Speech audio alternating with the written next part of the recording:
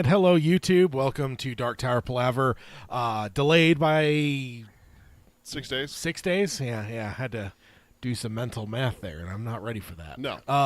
Well, and I also forgot what the fuck day it was. So I was slipping on beginning and end, and then the math. Yeah, that wasn't going to happen. But yes, we're here 6 days late. Let's go ahead and hit the intro, and we can talk about everything there in the introduction, as well as announcements for upcoming, because only just discovered that we are currently in the first 3 episode month of the year. So let's go ahead and hit it and get started. The Dark Tower by Stephen King. The man in black fled across the desert, and the gunslinger followed. Go then. There are other worlds than these. Death, but not for you, gunslinger. It's time we had our own Palaver, I think, and it's going to take a while. And yet, dauntless, the slug horn to my lips I set, and blew. Child Roland to the Dark Tower came. We are content, one from many. Let the Palaver begin.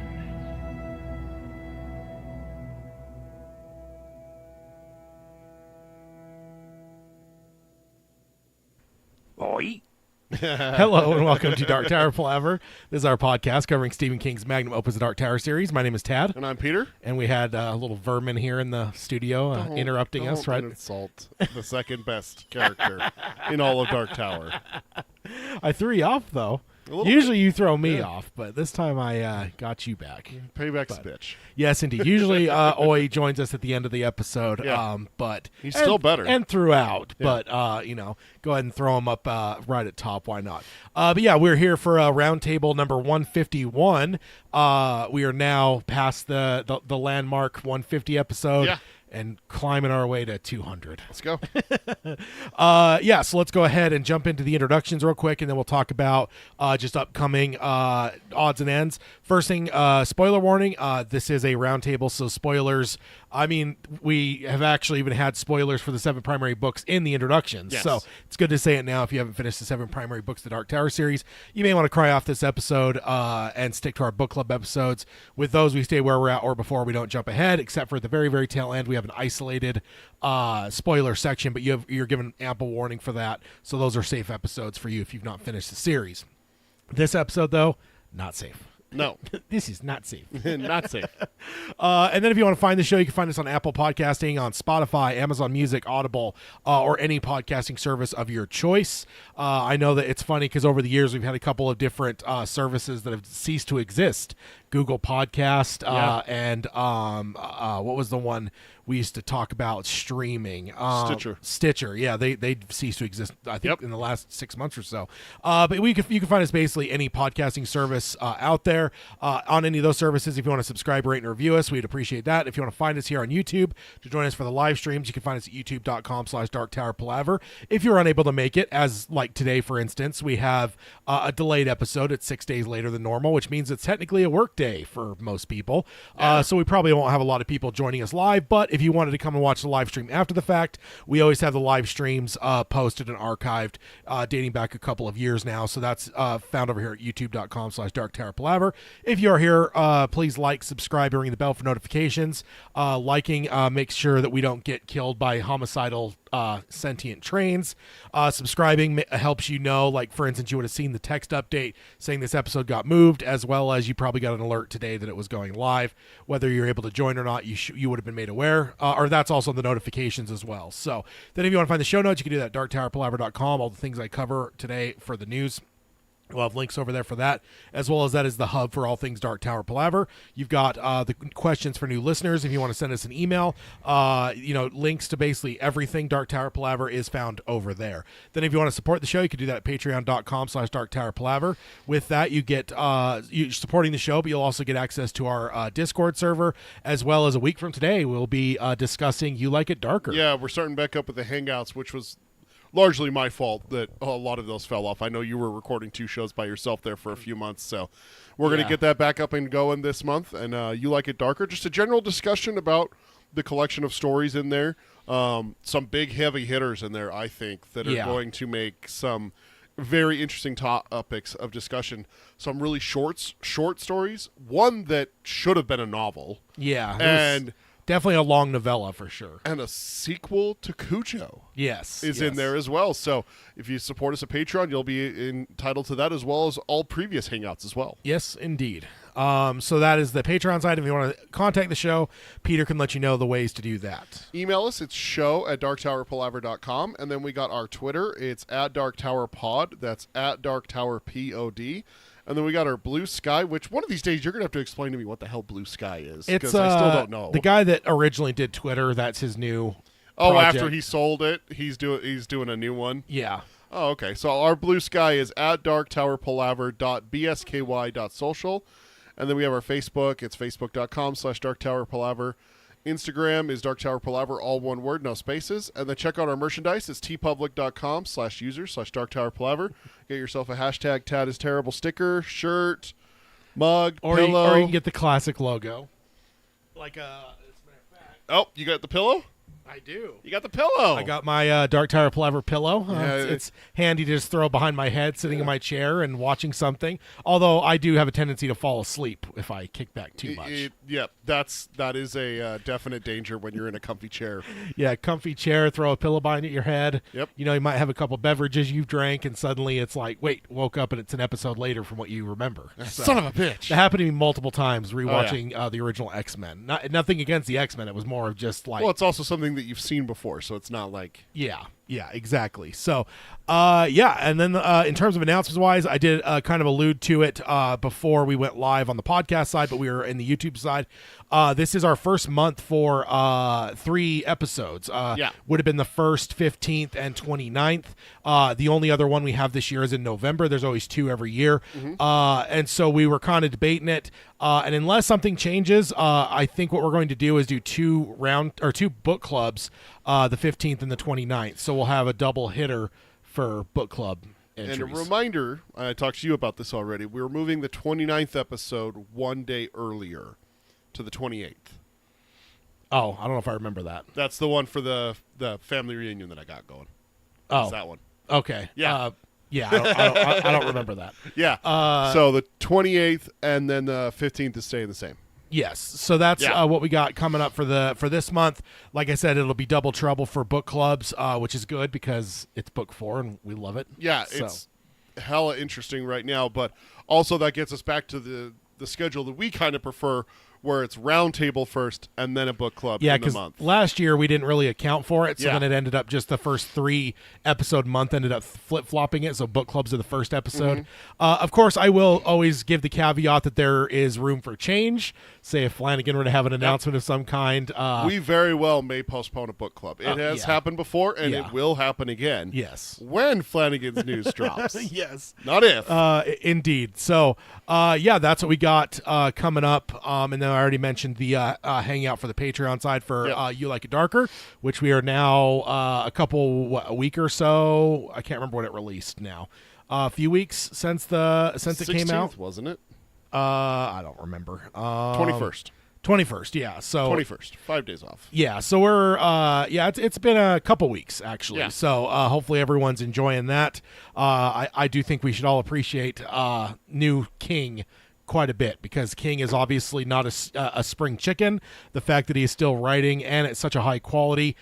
There's also authors throughout history that as they got later in life, their work dropped off, and I would say that King is still humming at full potential. I think you would agree. Yeah, we're gonna save our discussion for You Like It Darker for the Patreon hangout and everything like that. But I will say here on the podcast, there wasn't a story that I disliked. Yeah. Like some of the short story collections, some of the the novella collections, like we've talked about If It Bleeds. Both of us have a story in there that neither one of us that we didn't care for. And in this one, I don't know about you, but for me, dude, every single one of them was just like jaw on the floor. Fuck yes. Yeah, it was a few different times I marveled at myself. I'm like, again, because we shouldn't take it for granted that one, that King is still writing. He very well could have hung it up and retired by now, or he could have been killed in 1999 by a van. And not to mention the fact that he is still alive and still writing. The fact that he hasn't dropped off in quality. Yeah. In fact, I think he's gotten better with age. Which is which is unreal. 76 years old. Yeah, I know 70-year-olds who are kind of not able to go to the grocery store anymore and remember what they're supposed to get and everything. Yeah. But King's over here writing these stories. Not to mention King was very heavily influenced by narcotics and alcohol early in his career. Yes. And how many musicians and other artists have we seen over the years that once they went sober, they kind of went to shit. Yeah. And that were never able to recapture their magic. Well, that obviously happened decades and decades ago, but the fact that King is now a sober individual and he's still writing a massive high quality. We're blessed as King fans is just one thing I marveled at a couple different times where I had to just stop and pause You Like It Darker and just be like, you know what? This life is good. Got new King here in 2024. Gotta love it. Oh, it's great. And apologies for the episode being 6 days late. That's my fault. Yes. I came down with Captain Trips. I knew we were forgetting something. Yeah. Although it is a little early. June 1st, it's late June that it escaped. So it's a little early for Captain Trips, but you were stricken ill. Oh, man. I was down and out the whole weekend. I missed a wedding on Friday. I couldn't record on Saturday. I slept most of the day Sunday. I wasn't able to make it to work on Monday. Slept most of the day that day. And I still have some of the lingering symptoms. Like, the only thing I have is so if you hear me sniffling, I apologize. It's because he's doing cocaine. Just say my cocaine. My cocaine. That's how Michael Caine says his name. My cocaine. See? Michael Caine. That's how he says it. But unfortunately... God, that's on tape. No, you can use that. God, why do I say these things? Anytime I tell you to say something, you should just say it without thinking. I should not say it. Or if I ask you to sing something, or dance. I mean, you're on camera now, too. So, we do have me singing the email jingle, which, by the way, are we going to use that anytime soon? I don't know, man. The email bag is still empty. I really do think the email really fell off heavily when we started live streaming. I think a lot of people are joining us live and then being part of the conversation real time. Yeah. I mean, certainly the mailbag's still going to be open. Speaking of joining us real time, we got Mike in here with us. He says second best villain, talking about Oi, the slander from the opening with him. What? When we were talking about Oi, he called Oi the second best villain. Okay. I saw it pop up. I was just waiting for the right time. Okay. I missed when it came in, so I wasn't sure what he was talking about. I think the first time I saw it, we were talking about You Like It Darker. I'm like, oh. No, he was talking about Oi. Okay. The dish rag getting wrung. I'm going to boo you. Oh. I have that power now. There's really no good transition here because, unfortunately, we got to start with bad news. We do. So I'll go ahead and jump on into that. Unfortunately, it was actually the day before we were supposed to record. The news broke that Scott Wampler, which has been writing on the internet for ages and also started the King cast a couple years ago, passed away. So he started writing on Birth, Movies, Death, which we've covered a lot over the years, 11 years ago. And I feel like I've been reading his stuff pretty much since day one, just even long before being a podcaster and stuff. I used to remember seeing his stuff on Birth, Movies, Death. That, along with like Bloody Disgusting, have always been some of my favorite websites to read stuff from. I enjoyed following him on Twitter. And, of course, I really enjoyed the King cast the last 4 years. His name has been all over our news coverage articles since the earliest days. I actually went through and Googled it just to find it, be it through Birth, Movie, Death, or in his latter years here, he was writing for Fangoria. In fact, I searched his name through my show note archive, and the earliest hit I got was, very fittingly, Roundtable number 19. Oh. So, his last article that we covered was actually last episode in Roundtable 150, which was interesting, knowing that this happened, going through, and I was like editing the slides and stuff and seeing the byline with Scott's name. So even outside the podcast, I've enjoyed engaging with his writing, either long form or on Twitter. And while I've never met him, and he has been one I've enjoyed for over a decade. So when I first read the tweet last night, I will say I was laying in bed. I got back from a late movie and I got in bed, and I just, one of the first tweets I saw was something about it. I felt like I got gut punched. It was just tough. He was a great member of both the King and the horror communities, and both communities are going to be lesser without having him part of them. So all love and thoughts to his friends and family. And then, of course, there's a lot of tweet outpouring. That's how I saw it. But I think one of the best ones, the MVP for it, has to be Mike Flanagan. Oh. Mike tweeted and said, "This is Scott, who served his quartet. Say true. If he is thirsty, give him water in the clearing. If he is hungry, give him food in the clearing. This is Scott, who lived well, loved his own, and died as Ka would have it. Each man owes a death. This is Scott. Give him peace." So, yeah, perfect. I mean, I've got chills. I mean, Flanagan nailing it perfectly. Obviously, we covered it not too long ago. Flanagan saying that he was in tears reading that when Roland said that about Jake. So to adapt that for Scott's great. So, I mean, I know this is from the other show, but good night, sweet prince. But yeah, sad to see. So, yeah, I know that's tough to cover that up front. It is. But and then we will sorely miss Scott. He was such a great voice for King and for horror, like you said. Yeah, indeed. So, yes, not easy to transition, but let's go ahead and jump on in to the news. The first one here, got Flanagan's Corner. I actually have one I didn't really make a slide for. I actually just read it not too long ago, in the last few days. It wouldn't have been on the original episode, but I pulled it in.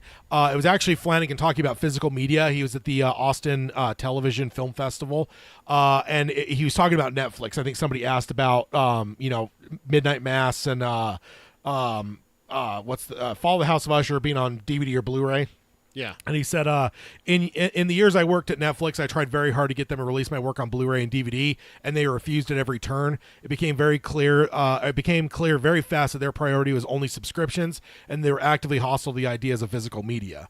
And he says this is a very dangerous point of view. While companies like Netflix pride themselves in being disruptors, they have proven that they can affect great change in the industry. They sometimes fail to see the differences between disruption and damage, so much that they can find themselves, intentionally or not, doing enormous harm to the very concept of film preservation. So, just kind of interesting. I do know that Hill House and Bly Manor are both on disc. I believe Blu-ray. I think whatever. But I think he's even had that brought up on his Twitter and stuff, where people have asked about, like, well, how did that happen? And the reason his answer to it was the only reason those happened was actually because there was like a co-production with, like, I think it was Paramount. There was somebody else involved, kind of a secondary company, and the secondary company is the one that pushed getting those on disc, and that wasn't necessarily the case with Midnight Mass, Midnight Club, Fall of the House of Usher. Is there something else that we're missing? No, I think that's it for the Netflix stuff. The Haunting is what they call it. 2-series collection at Target has a Blu-ray and DVD collection. Yes. So they're paired together. Yeah, I knew that they've done those too, but there's obviously been people wondering if they're ever going to get a 4K release, let alone his other stuff. I will say it's sad. I mean, y'all know, you're looking at me now sitting in front of half of my movie collection. I'm definitely an advocate for physical media, and I know that some people, and honestly, have always outside of the earliest Napster days, I've always pretty much been against piracy. You know me. Yes. I don't pirate stuff. You pirate stuff when there's a good reason. When there's a good reason. Yes. Like, and honestly, in this case, like, I saw some discussion based off of these Flanagan quotes here, where people are talking about these streaming services that are killing things and taking them off their services, like Willow, for instance, got completely eliminated off of Disney. It's gone. So if it ceases to exist, so like when Flanagan talks about that they're doing intentional harm, or they're doing enormous harm to the concept of film preservation. Yeah. Because if they just decide to Batgirl it, not even Batgirl, because Batgirl never got released, but if they end up deciding to pull something off of their streaming services, like without physical media, they don't exist. Like, yeah. So yes, I would say thank God for piracy, and and stuff like that people are doing out there, because that will preserve things if Netflix decided to just axe like Haunting of Hill, or not Haunting because that's already out, but like Midnight Mass. If they just decided to fucking delete that, like it'd be gone. It would be gone, except for luckily there's people out there that have pirated stuff. So, which I hate saying because I mean, outside of Napster, and I was in there in the earliest days of Napster, I honestly did not conceive it as stealing, and it wasn't until like, you know, obviously things started happening like lawsuits and going after fans and like that's when I was like, oh god, actually it kind of makes sense. This is like, it was the early days of the internet, so I was just like, oh okay, cool, and I stopped. Well, also there wasn't streaming, like that was the thing, like Spotify didn't exist. Yeah, you didn't have access. Spotify pays artists. Yeah, well, kind of pays. You know, kind of. They're getting in some hot water for that. Yes, they are for turning that down a bit. But I guess I wanted to cover that because I would just say that's another ding against Netflix for me. Why I don't want to see The Dark Tower on Netflix. Yeah. Because and I can't say that every streamer is perfect at it. Some are good at it. I think HBO is probably one of the best. I think all of their stuff ends up coming out on disc. I don't know about everybody else though. I mean, I still think that HBO is probably the dream. I think Apple is probably number 2, very maybe even 1A, because I think Apple's quality has been outstanding. And then also like they're paying like plenty for it doesn't feel like they're lowballing like the productions. So I think Apple is 1A. And then for me, I do still think Amazon's probably going to be where we might see it. I don't know where they stand on physical media, but I just wanted to cover that as part of the Flanagan Corner. As well as number 2 up on here, another let's see. Never mind. I don't have a slide for this next one as well, but it is confirming a rumor that we covered on a previous episode.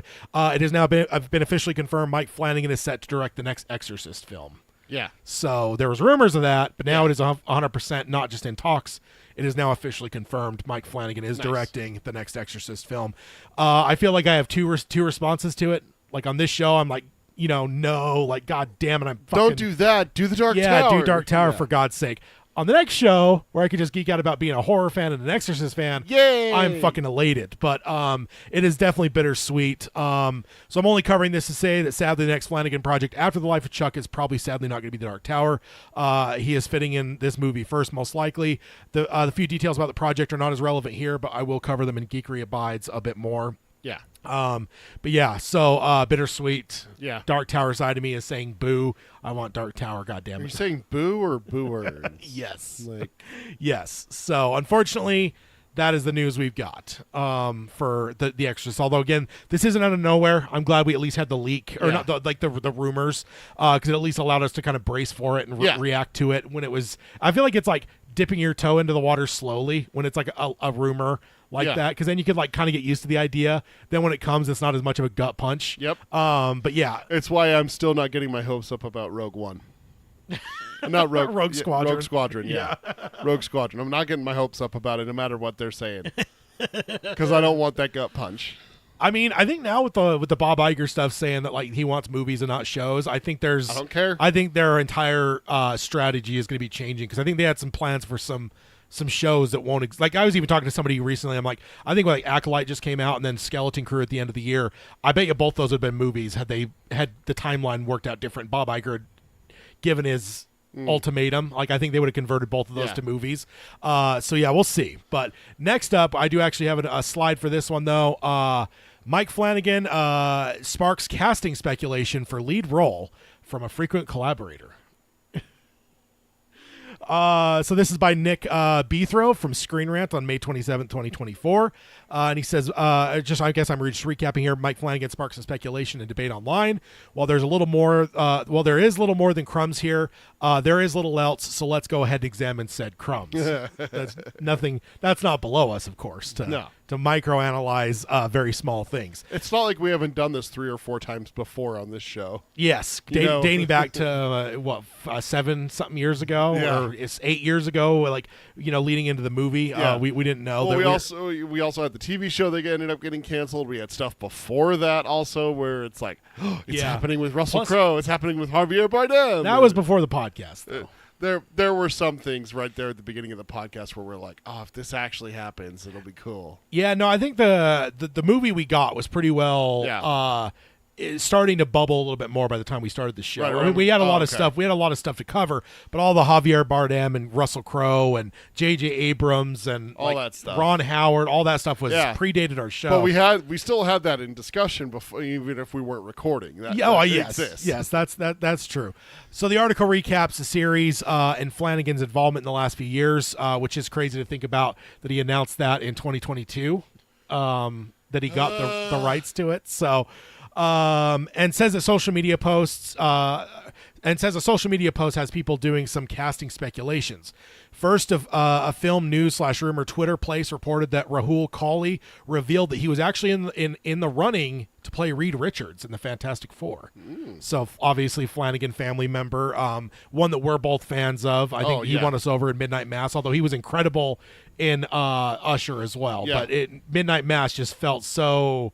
I mean, that Midnight Mass is a King adaptation, for Christ's sake. It was. I don't know how it wasn't written by King. Yeah, it's a Lost King novel. Like I'm convinced. It's the sequel to Salem's Lot. Yeah, it's just everything about it felt so King. But yeah, it turns out that he obviously lost the role to Pedro Pascal. Someone retweeted it tagging Flanagan and saying, "Hey Flanagan, I think he is more of a Deshane anyway." Yeah. And then later on, Flanagan posted the Deadline article about Rahul losing the rollout to of Reed Richards to Pedro Pascal, and he said, "quote We've been working together for half a decade now, and I'm proud to call Rahul a friend. He would have crushed that role, but he's destined for greater things." Ooh. And he says, "Love you, bruv." Bruv. So that's the crumb there. That's the crumb. Is because then of course all of us have Is he to going to like. be in The Exorcist? Is he going to be in The Dark Tower? Is he going to be in something else? I just thought about too. One we need is the exclamation thing from Metal Gear Solid. That's something we need on the soundboard because that. I'll go make a note of it.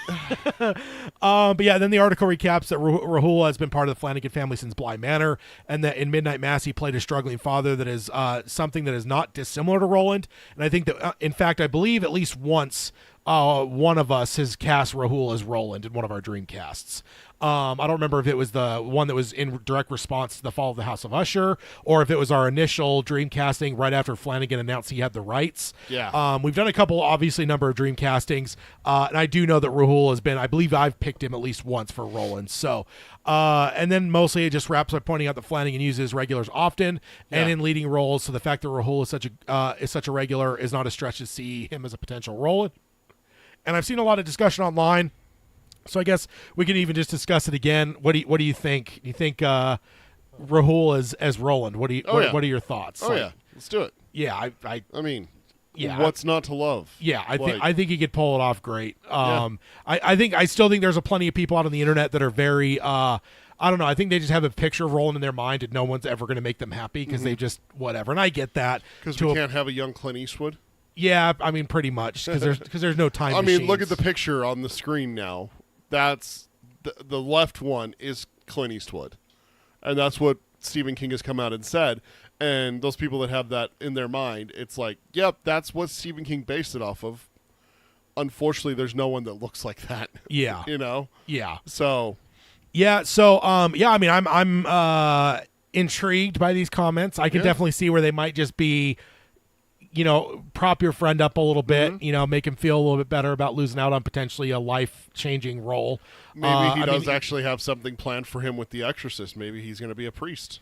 I mean, potentially. I mean, that's the next thing he's doing, right? Yeah, so, but the timing on this is all pretty close to where I don't know that he even has done any cast. I don't because no, but he could be considering him for something, and that's what he's saying. He's on to bigger and better things. Yeah. Also, I guess that does actually make. I did actually want to discuss the Exorcist thing a tiny bit from the perspective of the last Exorcist was a box office failure, largely. I mean, it didn't flop hard, but it definitely underperformed. Do you have any concerns? I feel bad for horror movies in general because they don't, unless they're like, there's like one or two a year that do really well. Yeah. The rest just kind of struggle. I think most of them do well because they have decent sized budgets. Like horror tends to not go nuts and go, here's a $300 million budget. Like they don't do that in horror. They're like, oh, here's a $30 million budget. And it's like, oh, so you made $100 million. Like that's. But how'd the new Omen do? I don't know. Again, But in general, horror is considered one of the few that has been largely unaffected by the box office slumps that have happened since COVID. Just because there's two aspects: one, they're cheap to make, and two, I mean, people go see horror. Yeah, you've been there. I mean, even as a kid in high school and shit. Like, you're gonna take a girl to a date. Why wouldn't you pick a horror movie? Like, it's the perfect date night type movie, and a lot of people go see it of all different ages. So I don't know. I'm just a little bit concerned because obviously Dr. Sleep, despite the fact that it was a fucking brilliant movie, underperformed. And I'm just hoping that there isn't some kind of potential to underperform here. And then that could maybe look poorly on Flanagan. Not that I necessarily worry too much about that because of his television success, but I don't know. That at least entered my mind. But I don't know. We'll see with Rahul though. But yeah, it definitely has people buzzing. I can't count. I want to say there's been at least 5 or 6 posts in like the Dark Tower subreddits and stuff. Yeah. Talking about Rahul. And not all of them are pointing this out, but it just seems like he wasn't much more than like, when a fan casting thread gets posted, someone might post him and it gets mentioned here and there. But to have multiple posts strictly about him, it's been a lot since this. So there's a lot of speculation now. Obviously, I don't think that he could. I mean, I don't know. Could he fit somewhere else in the Dark Tower? Could he?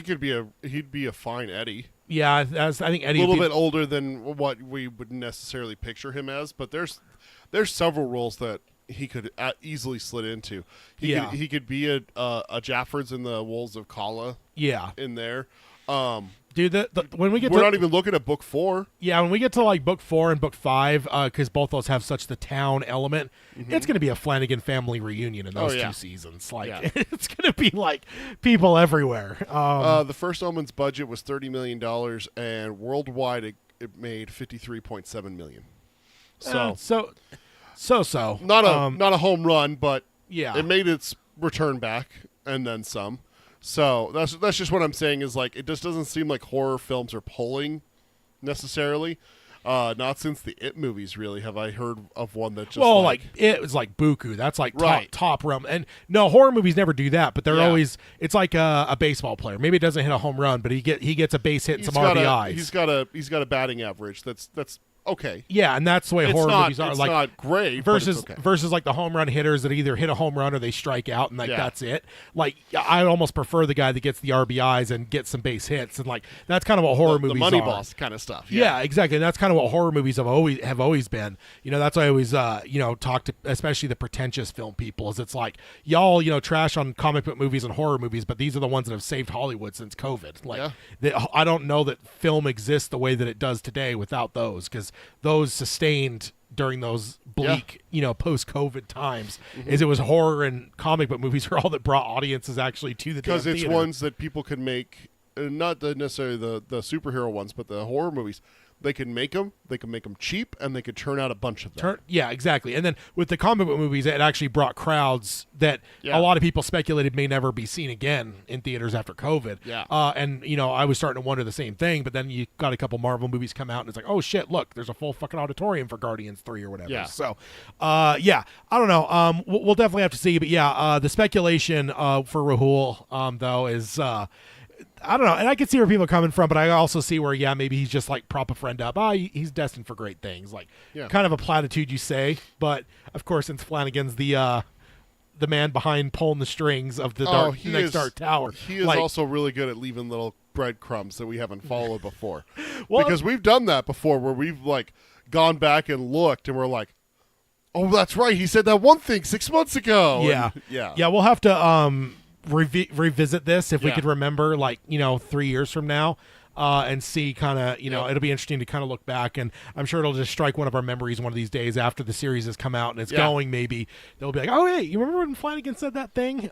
So yes, and then next up we've got another another Dark Tower thing as well. And this one is from Cinema Blends, Eric Eisenberg, which we've covered quite a bit over the years, May 16th, 2024.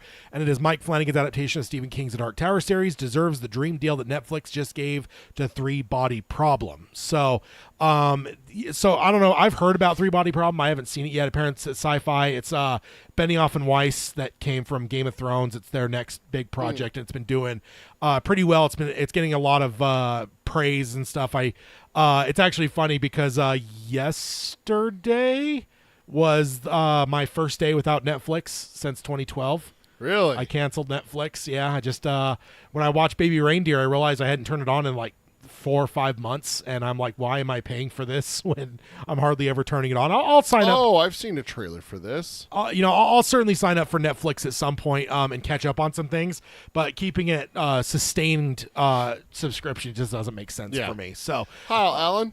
Hi, Alan. Welcome. But yeah, so obviously, Three Body Problem is one of those things now where I'm like, even if I had Netflix on my thing right now, I don't know that I'd go watch it anytime soon. I want to watch it. Make a list and yes, exactly. Keep track of it. So Eric points out that Netflix announced the day previous that it was renewing the sci-fi series Three Body Problem, but the announcement had some interesting language. It did not say 1 or 2 or 8 more seasons. Instead, it said that the series, quote, will continue with all new episodes to take the viewers through the full journey of this epic saga. Oh. So it kind of sounds a little open-ended. Yeah. Like Netflix is kind of just almost writing a blank check to say, go until you burn out. Yeah, and that's unprecedented. I don't know that we've ever seen that in television before. Yeah. I mean, we've certainly seen things like Game of Thrones that were so successful that HBO basically got on their knees and pleaded for them to extend it out further. But we've never seen it where they're just like completely open-ended, where it's like you could do as many fucking seasons as you want. Even shows that went on for fucking ever, like they always get renewed year to year. It's never like here's a blank check. Yeah. Well, a perfect example of what you're talking about is one of my wife's favorite shows, The Supernatural. It went for 15 seasons. Originally, the original idea was for it to go 5. And then the studio came back and said, want to do a 6? They did a 6. And then they came back, want to do a 7, and repeat for 10 more seasons. Goes on, yeah. So I understand what you're saying and everything like that. So that is interesting that Netflix is writing a blank check to Three Body Problem. And Alan says it's crazy good. Yeah, and I have heard nothing but good things. He says at least the first 4 episodes. Yeah, and it says and then he goes on to say, while that is likely within reason, it is one of the more open-ended extensions we've ever seen.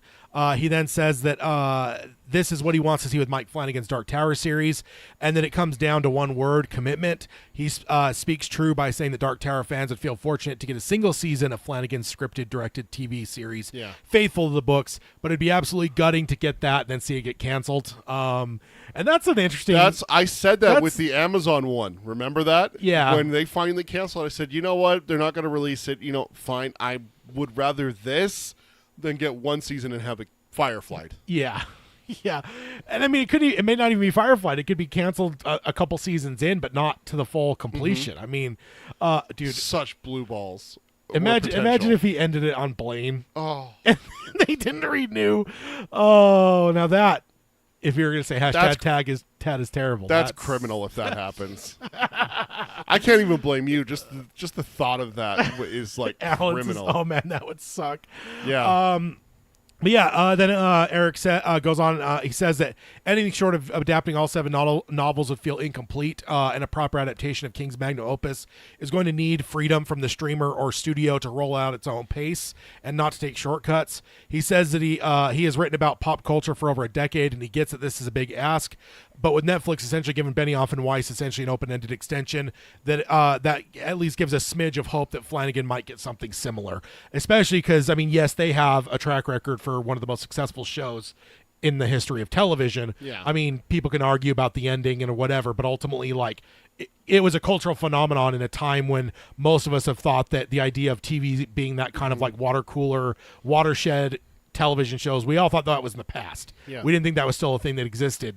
And even in the golden age of television, it's like everyone just kind of approaches TV different now. People DVR, people, watch on streaming, a few days later. It doesn't feel like the same as it did 15 years ago. Yeah. And Game of Thrones was like, it broke the mold and was like, no, we're going back to it was interesting because I remember you being all in on Breaking Bad.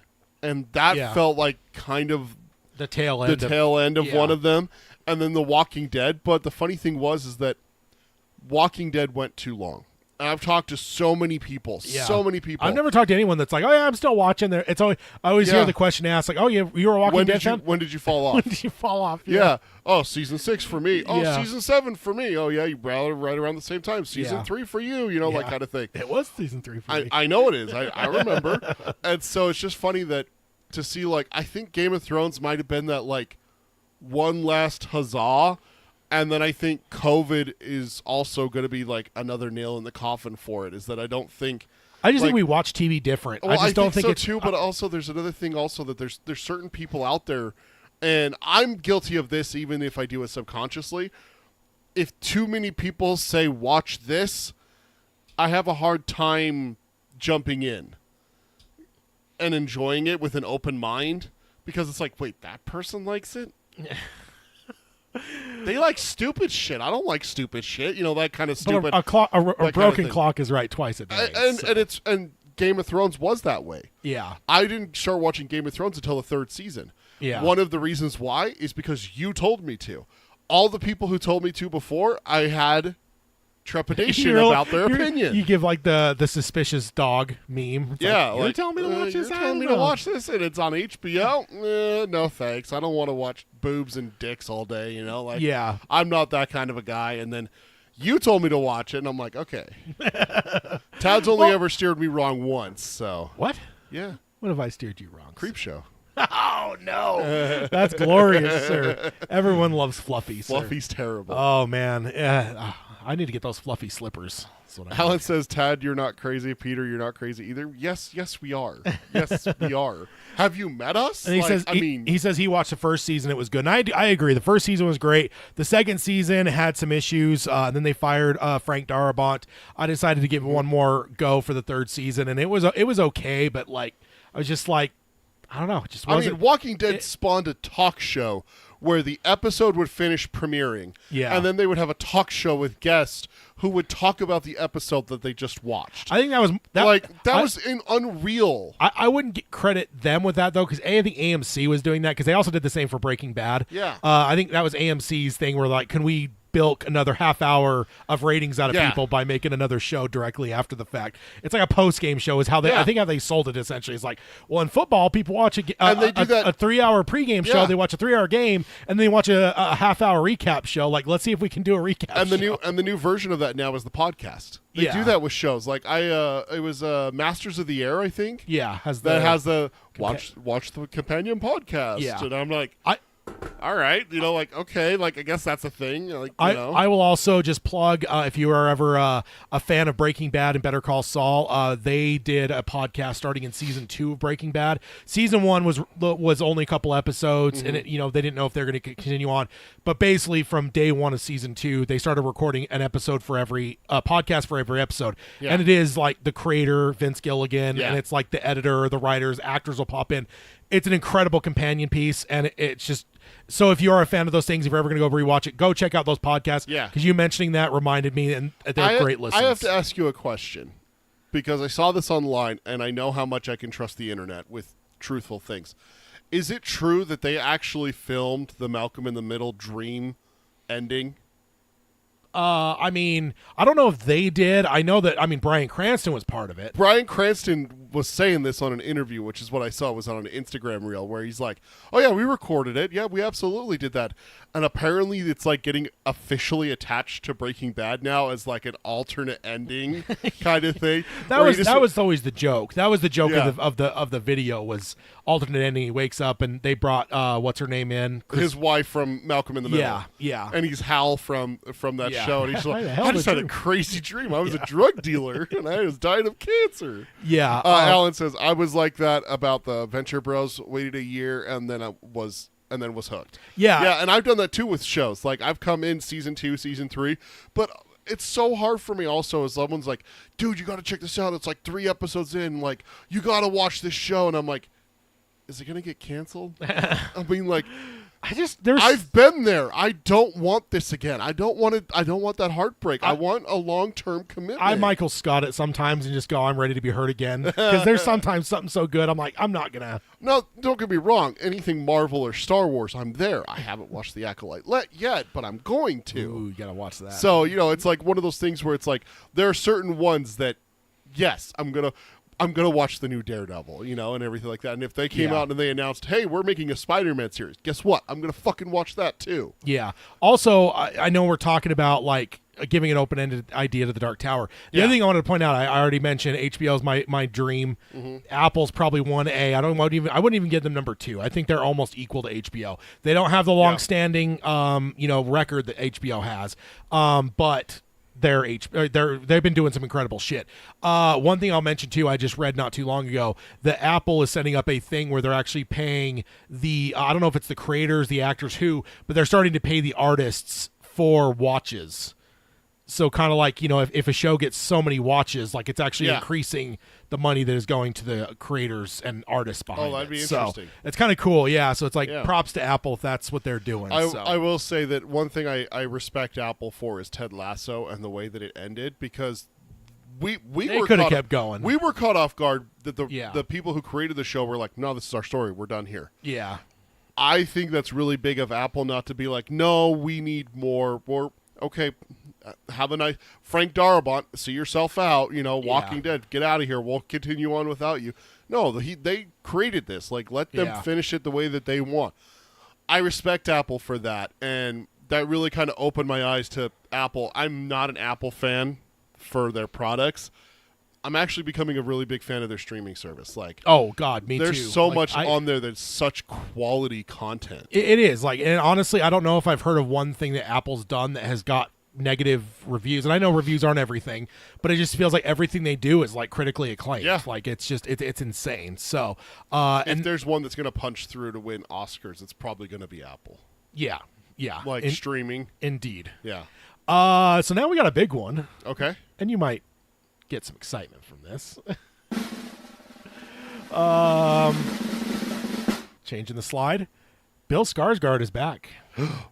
As Pennywise? In Welcome to Derry. Yeah, Bill! We have talked about this to some extent over the last year or so, because it really felt like they were talking like they weren't sure. I kept saying, man, there's no way they're not going to attach Bill to this. But then we had that interview that he did where he's like, the next person that does this role, just read the book, like whatever. And it would I started like thinking, maybe they're not bringing him back, man. Yeah. But it is now official. I mean, obviously they're crafty little Pennywise. Look at him. Apparently they are filming it right now. But this is official from Entertainment Weekly on May 30th, 2024. And the headline is Bill Skarsgård to return as Pennywise in It prequel series Welcome to Derry. Ooh, interesting. This is going to be good because I like the continuity of having Bill throughout. You have to, dude. Like, because can you imagine asking another actor right now to step into that role? You step into those big floppy shoes? I mean, I know that we said the same thing about Bill before the last movies came out. But asking another person to do it on top of that was almost 30-year buffer, too, that, like, right now it's way too soon. I would not want to be someone stepping into that fucking role with Bill Skarsgård. The shoes are still warm from him, for God's sake. So, and those are so iconic. We also just mentioned a little bit ago, you alluded to the fact that the first two, or the two movies for It, both made almost $1 billion at the box office. It was like $800 million, I think, combined, or maybe it was over $1 billion. I think it was $800 million for the first movie. I had to quote the first line here. Bill Skarsgård isn't done clowning around. That's a good one. The Swedish actor is reprising the role of Pennywise the Clown for Max's prequel It series Welcome to Derry, and will also serve as an executive producer. I would point out that in the realm of television, executive producer usually actually means something a little bit more creatively than in movies. In movies, it's basically, it can be an invented title, and it just means that like you gave money to the production and you get that title. It doesn't really mean you have anything creatively input wise the same way it does for television. So you do see it a lot though when you get like a big actor that's big in a series. As the series draws on, like they may become an executive producer on the show, and you may start to see them direct episodes and stuff. So to see him being given this role right up off the top makes a lot of sense. So $704 million for It 1, And then It Chapter 2 made $473 million. Yeah, so it was over $1 billion. Just over $1 billion, yeah. Yeah. And then Alan says, about Apple paying people, so that's good. Good on Apple. Yeah. And he also said, I still want to make that bumper sticker for Tad. I break for Randall Flagg. And it's absolutely true. I would. In fact, I would offer him a ride. Like the scene. And you would die. The scene from that 2020 series where the people are driving. Is it Campion and his family, right? And he's on the side of the road. Ugh. Which is funny because it to me, what that reminded me of was the Pennywise from the original show, not the movies. Yeah, where he's standing on there. the side of the road. It's great. Maybe we should get those two things as GIFs side by side and put it in this slideshow. Flagg and Pennywise on the side of the road. Yeah. Although Flagg then appears in the car though. Yeah. So, and then Alan says, WTF, yay. Oh my God, they'll probably be doing the Black Spot. Yeah. The Black Spot, you got the Bradley Gang. You got stuff that's not in the book that goes back before, colonial times and everything. Yeah. You got the complete disappearance of the village the one time. Yeah. And Alan says more flashbacks and world building they missed in It chapter or It 1 and 2 maybe. Absolutely. I think that's the whole point of this. Yeah. They are saying it's set in the 60s, which still weirds me out a little bit because it's like, is it going to be someone in the 60s that truly goes into it and then you start flashing back to show this stuff? I don't know. Yeah. I just don't know what their strategy is. Because It Chapter 1 takes place in the 80s. No. Yeah. 80s. It's 80s. And then 27 years later, and remember, there is some variable. It's not always 27. No. It's 27. It could be a little bit less, whatever. It fluctuates fluctuates a bit. So what Mike says in the book, I think it fluctuates by 2.5 years one way or the other, roughly. So it could be 25, maybe even a little bit less. I'm trying to remember which Nightmare on Elm Street was in the theater. There's one point there by the movie theater that shows it's like Freddy 3 or 4. Yeah. And so I think that puts it like 86, 87 if I remember right. So it's like 60 if you go. Yeah, because 27 years from when that Nightmare on Elm Street came out was 2017. Yeah. Was 27 years. Okay, yeah. So the series was announced in February of 23, which actually is insane to me because that feels like 2 or 3 years ago that we learned about this series, but no, apparently it's only been since February of 23. And it's set in the 1960s, but we'll delve into the origins of Pennywise. Andy Muschietti is directing, who directed both films, and his sister Barbara that was producing. They have both been developing this project for Warner Brothers. King previously said in a statement, quote, "I'm excited that the story of Derry, Maine's most haunted city, is continuing, and I'm glad Andy Muschietti is going to be overseeing the frightening festivities along with a brain trust, including his talented sister Barbara. Red balloons all around." The Muschietti siblings added, as teenagers, we took turns reading chapters of Stephen King's It until the thick paperback fell to pieces, which I could just see as siblings, right? It's like I read a chapter, hand it over, you read a chapter, pan it back and forth, then eventually it falls apart. In this epic story that contains multitudes far beyond what we could have explored in our It movies, we can't wait to share the depths of Steve's novel in all its heart, humor, humanity, and horror. It Chapter 1 set in 1989. It Chapter 2 set in 2016, 27 years later. What, 89? So yeah, it's 20. See, you can get into the 60s with that, especially with the variable. So if you go 89 and you go back 20 years, then you're looking at the 60s. So someone during that cycle. Thank you. Probably diving into the history. Like looking into why is this happening? Why did my sister die, or why did my child die, or something? Yeah. And then Alan points out, "LOL, thank you, Peter," and you would die about me picking up Flagg. That's not wrong. I mean, he doesn't do Trashy dirty or anything, or any of the people that help him out. Now Trashy ended up betraying him, of course, but that's Trashy's fault. They all died because of Trashy. Not because of Flagg. If Flagg doesn't gather them, Trashy doesn't happen. So last year we covered Bill being asked about the show, and first he said he was not involved, though I remember saying that it was still fairly early in development and probably no casting had been done at that time, or it was possible that he was lying. Then months later we covered him saying that the next actor, quote, if someone else is going to do it, my advice would be do it your own. He said, make it your own, have fun with it. What I found pleasurable about the character is how abstract he was. There were so many tantrums and abstractions that you can kind of just sit and decipher, and that's what I did with the character. The book is a real gift in that way. So if someone would take it on, just go through the book and find all the clues. They're so out there that you can kind of make your own conclusions to them. And that's the end of his quote, which is the point that I gave up hope that he was actually going to be involved, because it really just felt like he was kind of passing the torch or the balloon to the next guy. Yeah. So this is a surprise, but certainly a welcome one. Yeah. I figured you'd be pretty stoked. I'm very excited. It's funny. I've actually been seeing a lot of the responses on social media and stuff too, is like, dude, why didn't they tell us this earlier? I'm actually way more excited about this now than I would have been previously. And like, maybe honestly, let's be perfectly honest. Maybe they were looking at doing a different direction where it's cheaper. You don't have to go pay Bill Skarsgård for this.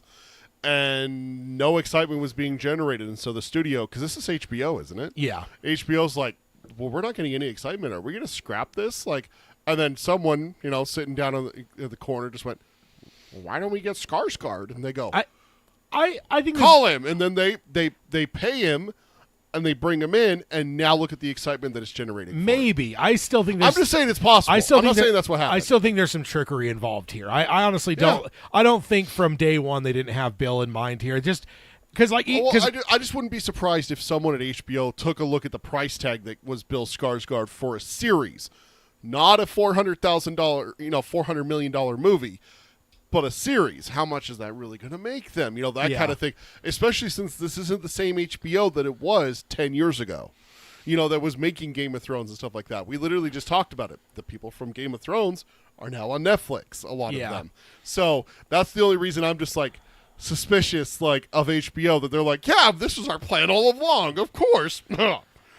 As they scoot the folders with the other potentials Pennywise into the trash. The only reason I'll give them some credit is because $1.1 billion that the movie's made, and having Andy Muschietti attached, I have to imagine that in their brains, this is as much of a can't miss as you can possibly get. Yeah. And that's why it just makes me wonder if they were just waiting and they wanted, they had a plan for when we want to reveal that Bill is involved. And that's just... And they got him on board so that he lays the seeds of doubt and everything. Yes, exactly. In that interview. All those interviews, I wonder if it was all deception. Or was that just Bill being brilliant? Yeah. The studio's just just don't say anything that you're going to be involved. And he's like, oh, yeah. Or what if I misdirect the fans? Because I could just see Skarsgård being a troll like that, because I know you would do stuff like that. Or what if they didn't actually have the contracts and it was a negotiating strategy for him? Oh yeah. Or he starts to talk shit like that, where it makes it seem like he's not going to be involved, and just up your price tag. All of a sudden, that extra $2 million that he was asking for suddenly doesn't look that high, because everyone was giving backlash after that interview, saying, I'm not interested in this if it's not Skarsgård. Yeah, I've been saying it ever since day one. Is I don't know what the fuck you would do without Skarsgård for this. It's absolute insanity. I know there's roles like James Bond or the Joker or Batman that you just change around all the time, but it's just there's been two characters that have played this role to iconic levels.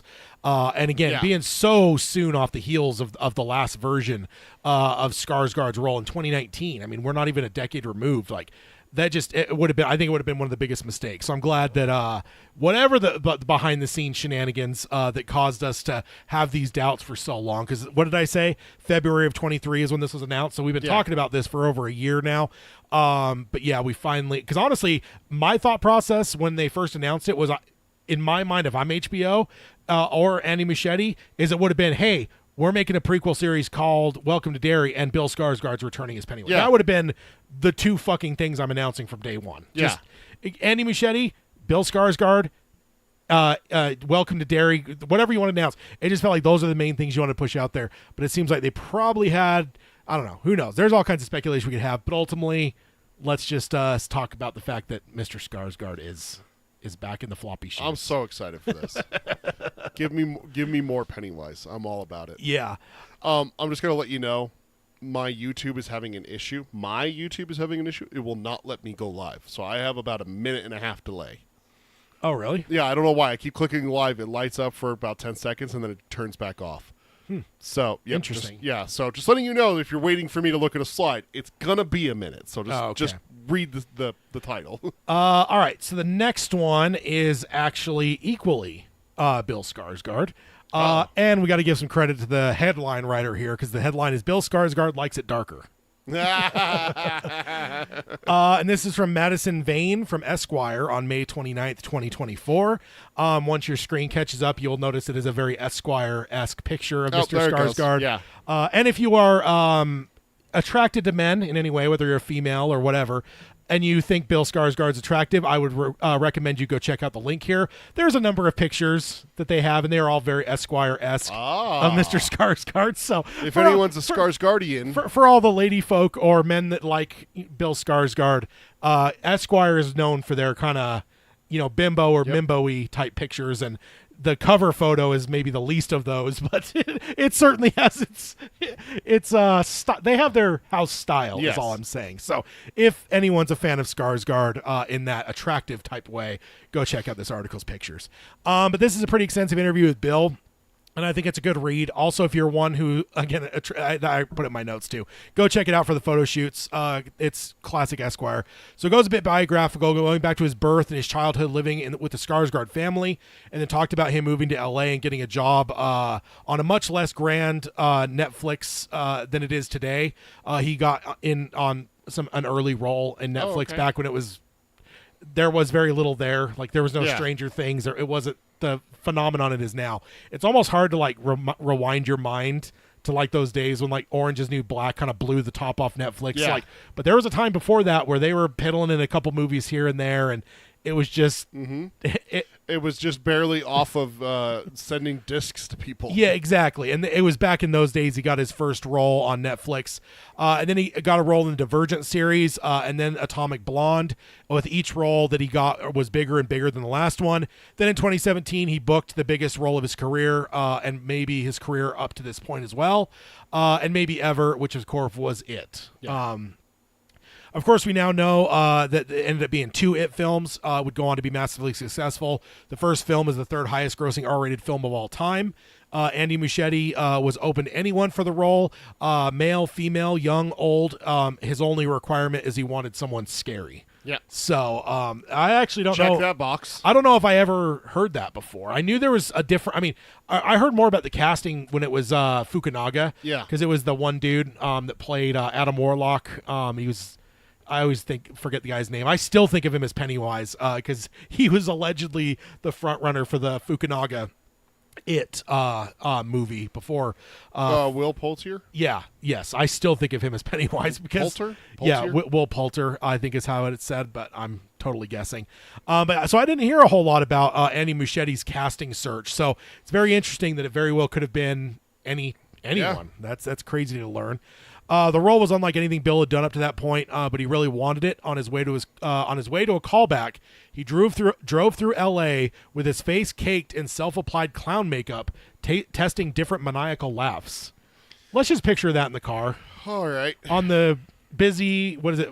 I-5. Yeah, 404 or there's all kinds of freeways in L.A. Just imagine one of these gridlocked things. You look over and you see a dude caked in fucking clown makeup, laughing maniacally, maybe his eye going off. That's still one of my favorite stories. They don't have a video of it, but they have the picture of him scaring Bill with that. What's his name? Bill Herder? No. What the fuck is his name?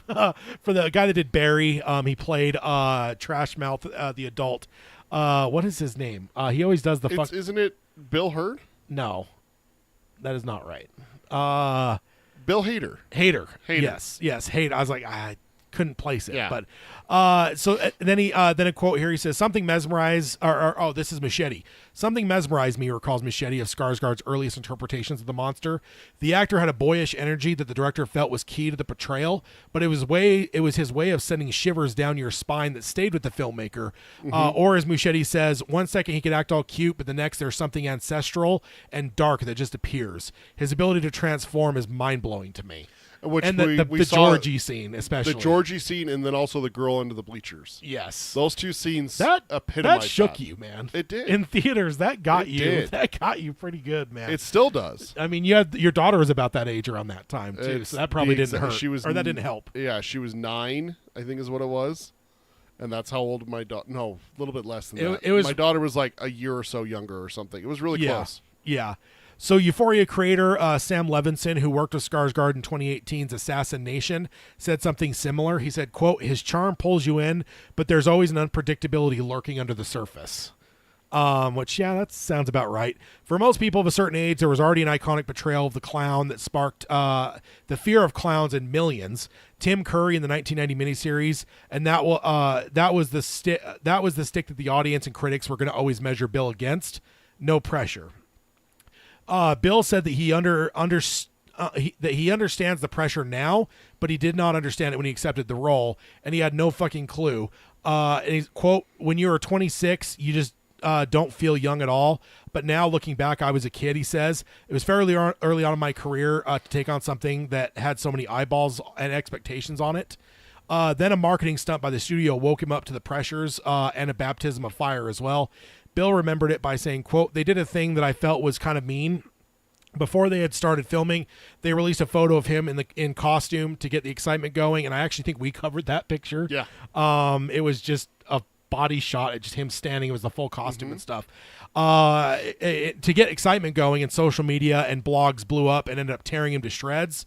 I was so incredibly nervous to start this job, and the internet is having so many hateful opinions on the weird, strange look of the thing. He struggled to sleep with the insults echoing in his mind all night long." He says, quote, "This looks so stupid, lame, boo. But in time, haters forced him to make a decision that would change his approach to acting forever." He says, "You can only make this performance to please yourself," he said, of his new attitude. He made himself both the creator and the audience in his mind, and figured that he would just basically lean towards what he wanted to see and what he thought was cool and what he thought was unsettling and terrifying." So that's kind of the genesis of essentially what became his performance. It's a very healthy way of looking at it. Yeah, indeed. He says, "It unlocked something in me," he admits, "and it gave me the confidence that I can take on any challenges." Long pause, a little smile. Then he says, "At least that's how I feel when I accept these things." Bill also admits that he is not a fan of horror and is more of a comedy guy. Yeah. And named The Big Lebowski as his most watched film. Hey, Lebowski! So it's kind of cool. There was this got some headlines going with kind of some of his almost reaction, not even somewhat to the fans, but also to Warner Brothers for releasing that so soon. And yeah, it's just kind of interesting to see, and it's a good reminder to people that the artists behind this are real people that some of them could pretend or try not to engage with it or pretend that they don't, but a lot of times they'll see a lot of this stuff and it will affect people. So and it's essentially now, because we can go look back in retrospect, hindsight 2020, I don't think we were critical of it. I think I was even like positive on it, because I'm like, what? Because honestly, I remember saying like, this is so different from what Tim's was, that it's going to help us differentiate and not try to compare. It's kind of like the Han Solo thing, right? When you get the Solo movie, if they had just got some fucking person that does impressions of Harrison Ford, then every scene you're going to walk in and just go and grade him at every scene and go, I don't know if that's how Harrison would have played. Yeah, or he did an 8 out of 10 Harrison in that scene. The next, that was 3 out of 10. He kind of and you're not watching the movie. You're not, and whereas letting Alden Ehrenreich just play Han Solo on his own allowed you to just kind of go the first 10 minutes or so. You may have struggled, but then as the movie wore on, I don't think you were thinking about Harrison Ford. It's just like, there's Han Solo on screen. And I think that and more importantly, there's Chewbacca. You would. But yeah, I think that I remember having that be my reaction, though, is like, it was very smart of them to not, because I mean, Tim's was basically from the book, right? It mentions the jumpsuit, the pom-poms, like orange pom-poms. There's all the stuff, like Tim's is direct, and I mean, I guess they both have bulbous heads, but I just feel like they did a little bit different stuff with the hair for Tim or for Bill. And I just remember thinking like, that's a perfect thing, because it allows you to kind of treat it more like Alden Ehrenreich. Not that we had. Well, no, we did have that movie at the time. It allows you to kind of just disconnect. Don't compare him to Tim. Just let him be his own thing. And when we were allowed to do that, I mean, we've been talking about it for, I don't know, months and months and months now, where it's like, I think Bill may be the more iconic Pennywise at this point right now. You know, we've been... we have, well, not really been keeping score, but we have been noting every time we cover anything Stephen King. We didn't have Solo yet. 2018. Oh, okay, yeah. Yeah, so we didn't have that yet.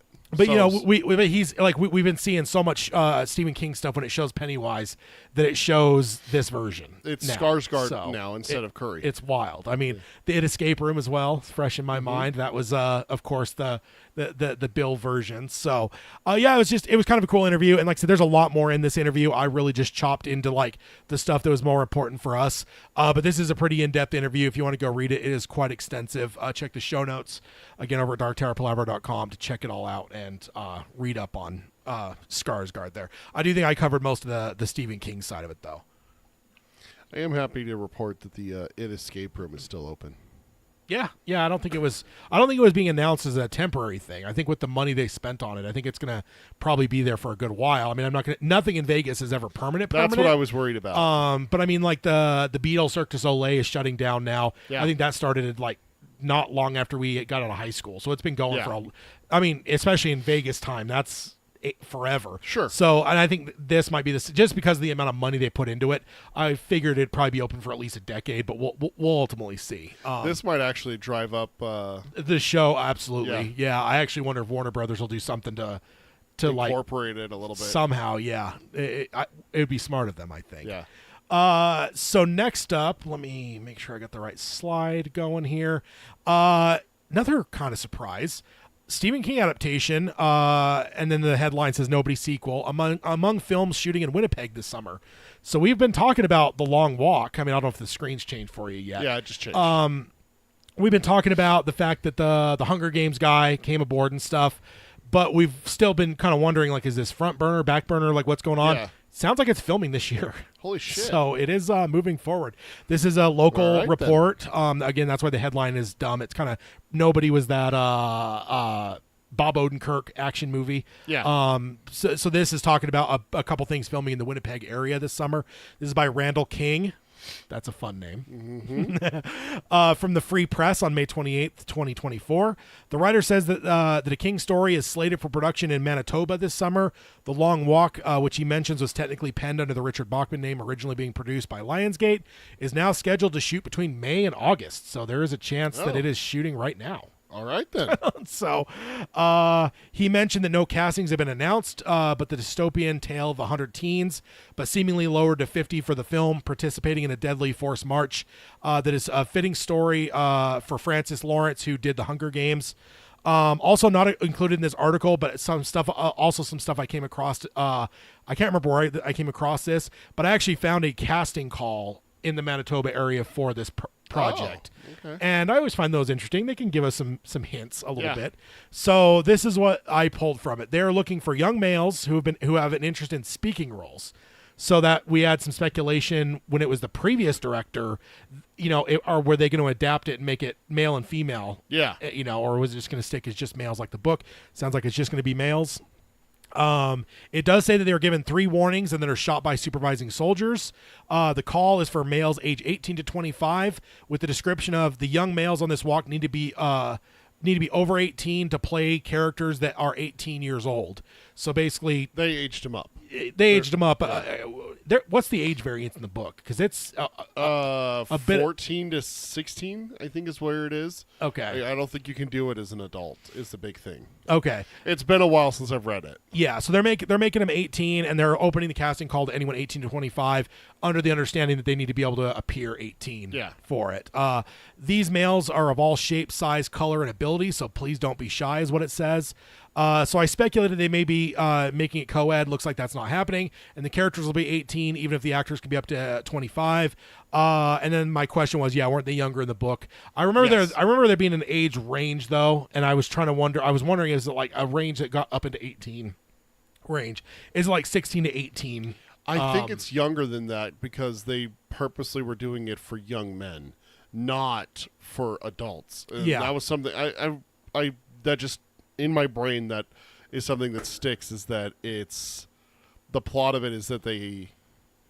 But the reality for the film, though, the reason they're doing 18 to 25 is because filming, right? Like when they're under 18, you've got far less hours you can work with the actors. Yeah, that's why a lot of shows end up using twins and stuff. Because then if you can only use a kid for 4 hours a day, if they're too young, if you have twins, now you've just bought yourself 8 hours of shooting a day with that kid. So it makes sense that they're going to take actors that are adults because now they can do 12-hour days or whatever they need to do. It doesn't say anything about the age in the Wikipedia, but it says here the main character's 16. The other character is 16. This one's 17. So older teens, maybe not as young as I was thinking. Yeah, in my head I was thinking like 16 to like 18 was kind of what I pictured. So in my mind, the way this is looking is they potentially just hedge it towards the higher end. But yeah, I mean, that's pretty normal. I mean, they've been doing that for 50 years in Hollywood, where, they use, 18 to 25 to even 30-year-old people to play high school kids. I always remember Cameron from Ferris Bueller's Day Off, I think was 31 when he filmed Cameron. Yeah. So, so that's pretty interesting, that they are, filming it, man. Like that, we talked about that he had got the rights to it, but I mean, how many things have we covered that someone gets rights to something and then fast forward a couple of years and we still haven't heard? I mean, COVID happened, totally understand that, but sometimes it's 2024. I mean, COVID officially ended in 2022. So and there's log jams and there's writer strikes and acting strikes. True. But ultimately, still, how often, even pre-COVID, did we find things where we found an announcement for somebody getting rights, and then we didn't hear anything for a while? Dude, we heard the rights to this, less than 6 months ago? Yeah. And we're now, probably they are filming as we speak right now. Like, I was back on the show when we heard about the filming rights change. That's fucking nuts, 2 months. Dude. Yeah, so it sounds like they're fast-tracking. Someone wants this quickly. So that's encouraging. I mean, as Stephen King fans, I actually forgot to throw with this new thing, I can actually see if I can find the big board. Yeah, what did I call it? God damn, where the fuck is it? Tad's big board of mystery. Yeah. Oh, there we go. Let's go ahead and jump on over to it. This is still highlighted for Salem's Lot. That is now moving forward. So we put it back on because we ended up deleting it because I was like, dude, this isn't happening, man. So just knowing with this big board, and that this obviously proves my point as well, that some of this shit takes forever after announcements. But this one doesn't seem like they're wasting any time. And if they're filming it this year, it makes me wonder: are we going to be seeing this in 2025? Probably in theaters, if not early 2026. Not a ton of post-production work, I imagine, like CGI and stuff like that. So no, and it's just interesting because we can always go back to the conversations we had of like, is this filmable? Because even at 18, like, those are young people, man. Like, that's the Hunger Games put out 3 movies, and we have a new novel coming out for it, which will spark new movies, and 4 movies for 5 movies for the Hunger Games. So. And that was kind of my argument, because I think you were the one that's like, I don't know if you could film this, man. Like, that's going to be tough. Not unless you age them up, but that's what I said. But even at 18, though, I think, because there's 18-year-olds that can look, like, I wonder if is the story going to truly say they're all 18, or are they going to say they're 16 to 18 and they are using 18 to 23-year-old actors, like, or what I say, 18 to 25. So I don't know. Either way, it'll be interesting to see. But yeah, you're right. We did have like the Hunger Games, which I haven't seen or read a word of, but I assume that those children are not treated well in that story. So. No, they kill each other. Yeah, so I don't know. They could always do what the original X-Men animated series did, and just every gun's like a laser thing instead of bullets. And it's like, as I was rewatching the original, I was just like, they're doing this on purpose. It's so much easier to not deal with like bullets and like people get shot. You could just, you could still allude to the idea that people are being killed, but it's just, I feel like we as kids would have taken it different. It's it's a laser, versus if it were bullets, we just think it's not real. It's a laser. It's just a laser. So, so that's interesting. We'll have to definitely keep an eye on that. Like I said, I was under the impression that like, oh, cool, let's add this to the board and we'll see what happens. A couple years from now, maybe we'll hear something on it, and here we are a few months later. Yeah. Apparently, cameras are rolling, which is nuts. Which is weird to me because I casting wise, because I saw something recently on Twitter or Reddit where someone's like, man, when are they going to start announcing the casting? And I'm like, it'll have to be within the next couple of weeks. Yeah. Because like once filming starts, like if there's any actors that are known, it's going to get leaked that they're in town. Like, People will take pictures. Yeah, exactly. And it's like, and this is all going to be outdoors, so it's like. I remember when Dark Tower was filming in New York. It's like Idris Elba was everywhere. Yeah, you could. And they were filming on the streets of New York, and like, I mean, that's the Wolverine original photos that leaked, right? Yeah. For Deadpool. So it's like, yeah, you can't film unless you're in a closed set without shit getting leaked. So it's. Yep. Unless it's going to be like all unknowns. I assume this casting call that I found was probably more for a lot of the secondary characters, the ones that are going to get iced early on, not early on, but over the course of it. Yeah. Like our lead role is probably not coming from Manitoba casting calls. I mean, maybe it is. Weirder things have happened, but I do feel like they're probably going to get someone that they feel is maybe like an up and coming star, like Jennifer Lawrence was with Hunger Games. Like people kind of knew she had done a couple small things where they're like, this girl might be a star. Let's throw her in as a lead. So we'll have to keep our eyes closely on this in the coming months. And now we got some monkey news. Yes.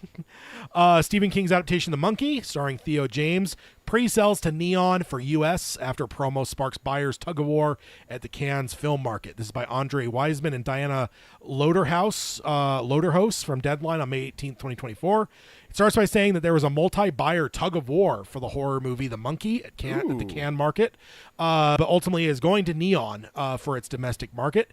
It recaps the cast and the director, which we have covered over the course of the last year or so. Theo James, Elijah Wood, Sarah Levy, among others, starring with Osgood Perkins, which did the Long Legs, which has been getting a lot of fun trailers. Yeah. I know Hayden's been enjoying the trailers. And he was directing with James Wan, obviously massive horror dude, is producing. Yeah.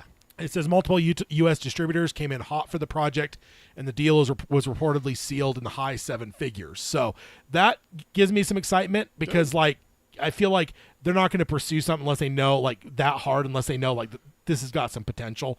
And, I mean, I've been saying it for years, dude, that The Monkey itself, like, whenever you've got something that's, like, visual or auditory for the audience to, like, you know, like the Ring video. When you knew when the Ring video played, shit was going down. Yeah. There's just something about that it adds tension, right? Quiet Place. Whenever there's noise, you know shit's going to happen. Exactly. There's just those certain things, and not every horror movie has it. In fact, I'd say most horror movies don't. But the ones that do, dude, it's chef's kiss. Because you can manipulate the fuck out of the audience. And, like, the Symbol Monkey, come on, dude. We should be on the third reboot of this by now. This should have been made in the 80s, should have been rebooted in the 90s or early 2000s, and we should be on reboot number 2 right now. Like, this is a no-brainer. So I'm happy to see. In The Monkey, when twin brothers Hal and Bill discover their father's old monkey toy in the attic, a series of gruesome deaths, which I love that word, gruesome, deaths start to occur all around them. The brothers decide to throw the monkey away and move on with their lives, growing apart over the years. But when mysterious deaths begin again, the brothers must reunite to find a way to destroy the monkey for good before it takes the lives of everyone close to them. Theo James plays the twins in the later years, with Convery playing the younger twins, which I don't know if they think they may have listed him in the casting, but I didn't. I just grabbed some of the big names. So I've got to remind myself that Elijah Wood is involved. That's an interesting. Haven't seen him for a minute. Is he going to be the dad, do you think? Maybe. For the young kid, for the younger version of the characters. Yeah. I could see him being a fatherly figure, as much as we want to just freeze him in 2001 era. I can't remember what he looks like now. I don't know the last time I saw Elijah Wood in anything. Yeah. So yeah, it's the curse of TV people is it seems like they have a hard time bucking a role. Like, people just see, like, oh, that's George Costanza. Oh, that's just whoever. Like, it's just, that's the curse of, like, I mean, The Office. Rainn Wilson's fucking Dwight. He will be forever. I'm sure he answers to the name by now because people just call him that. There's just, and movie people don't tend to get that very often unless it's a super iconic role. But Elijah Wood, that's Frodo. That's an iconic role, man. Yeah. That's going to be hard to ever overcome until they remake him. Yeah, which it seems like it's coming. Certainly, movies coming, and no remakes yet, but there's movies being made. So, yeah. Next up, let's see what we got here. This is a fun one about one of the stories in You Like It Darker. Stephen King's new story took him 45 years to write. And this is by Mary Lou Kelly from NPR on May 22nd, 2024. So it mentions that You Like It Darker is now out to buy, and you can guess that some of them are terrifying, some are creepy, and some are funny.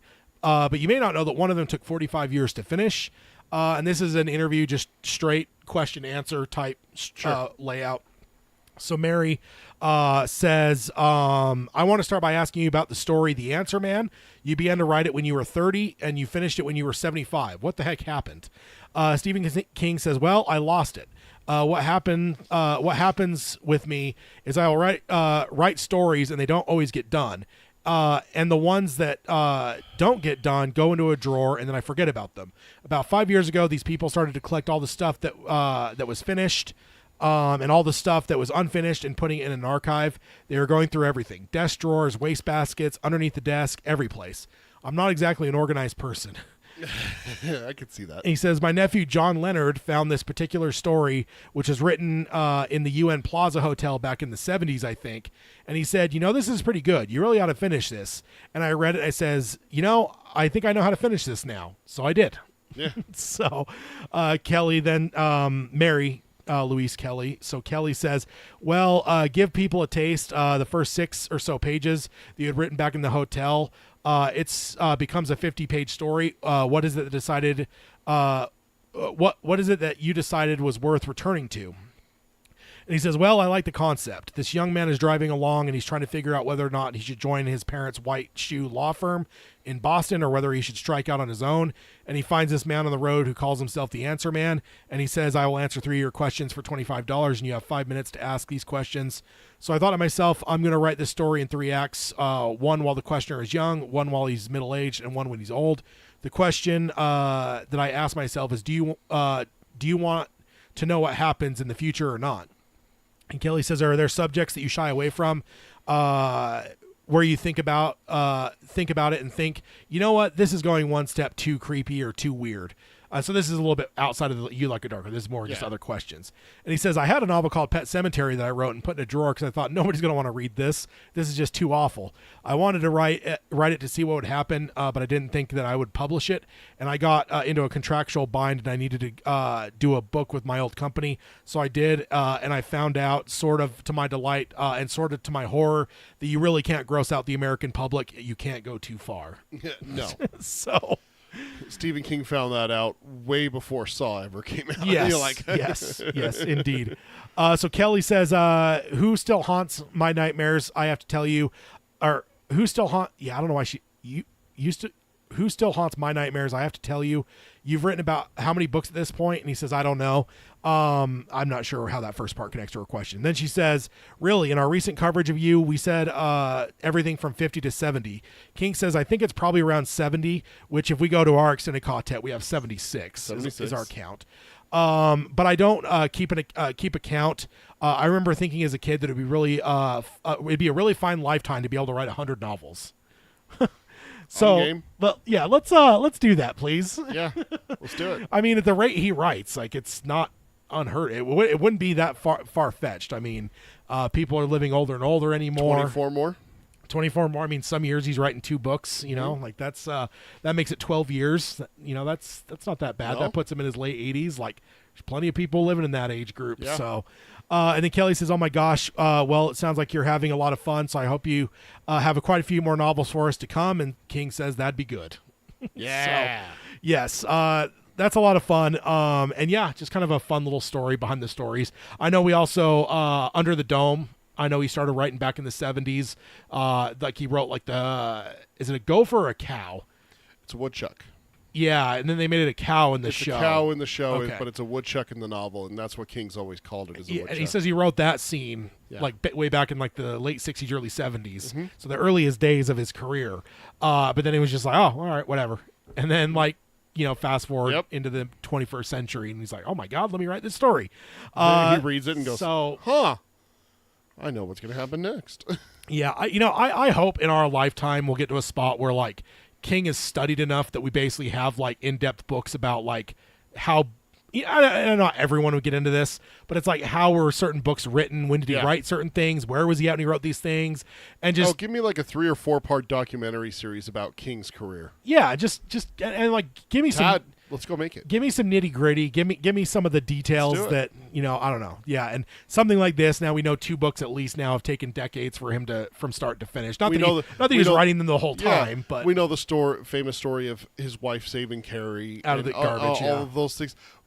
We should get that all documented in one place, not scattered throughout these different interviews. Yeah. Someone needs to sit down with King and do like a 6-hour, 7-hour documentary Yeah. on writing with King and the history of it. I mean, hell, what about the Dark Tower series alone could be an episode, Yeah, the lost manuscript. Yeah. He lost off the motorcycle. Like The outline that he allegedly had for the whole thing early on. And then he lost it. Yeah. The story of cancer patients coming to him at the end of book 3 being like, what's going to happen? And him being like, and Death I don't Row. know, I'm sorry. And Death Row was Death the other Row. one. Yeah.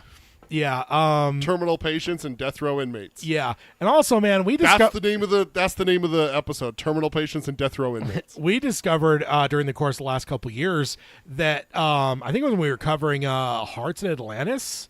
Because when that one was published, the last 3 books had not been published. Right. And there were things about breakers and low men and Tahine, and like there was elements in there where it was like, holy shit, I think we had just took it for advantage that the Dark Tower books had all been out by that point, and it was just not that incredible. It was like, okay, cool. Yeah. This is just filling in some gaps. But then we were covering it, I think it was on a Patreon show, and it was like, wait a minute, this was published in the movie was 2001. Right. So it's like this was published in 2002. Like but the novels came the 5, 6, and 7 came out in 2004, 2003 and 2003 and 2004. So and I think Hearts of Atlantis was like 2001. And I think we did some research and found that one of the he had already written almost, because Hearts of Atlantis has 3 or 4 sections, and I believe one full section was written before the van hit him as well.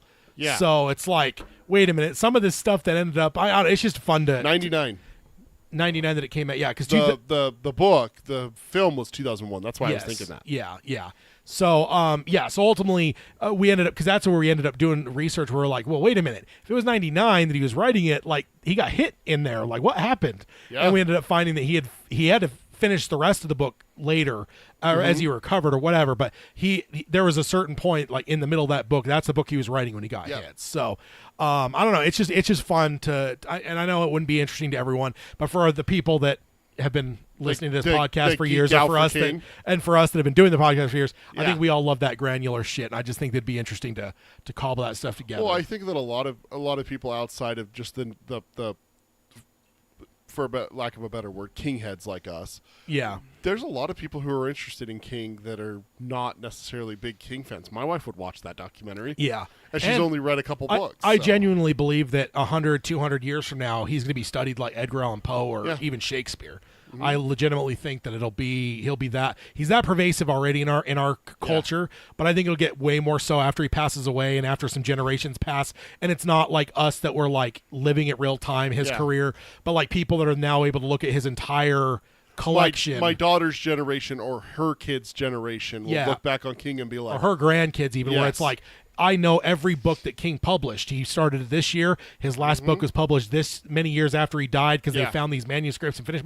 Whatever. They'll be able to see the entirety of it. Yep. They may even be able to like download a freaking thing where it's like the complete works of Stephen King. Oh my god. You know, like there's going to be, I mean, I already know there's college courses right now. Yeah. You know, those are fringe, but it's like down the road, 100, 200 years from now, I just imagine with the impact he's had on pop culture and in literature. Yeah. I can't imagine that he's not going to be studied in a way it seems weird to us, because we're just like, this is Stephen King. It's Stephen King. He's an everyday staple. He's as American as apple pie. Yeah. And unlike, Edgar Allan Poe or Shakespeare, he's been able to show up in his own movies. Yes.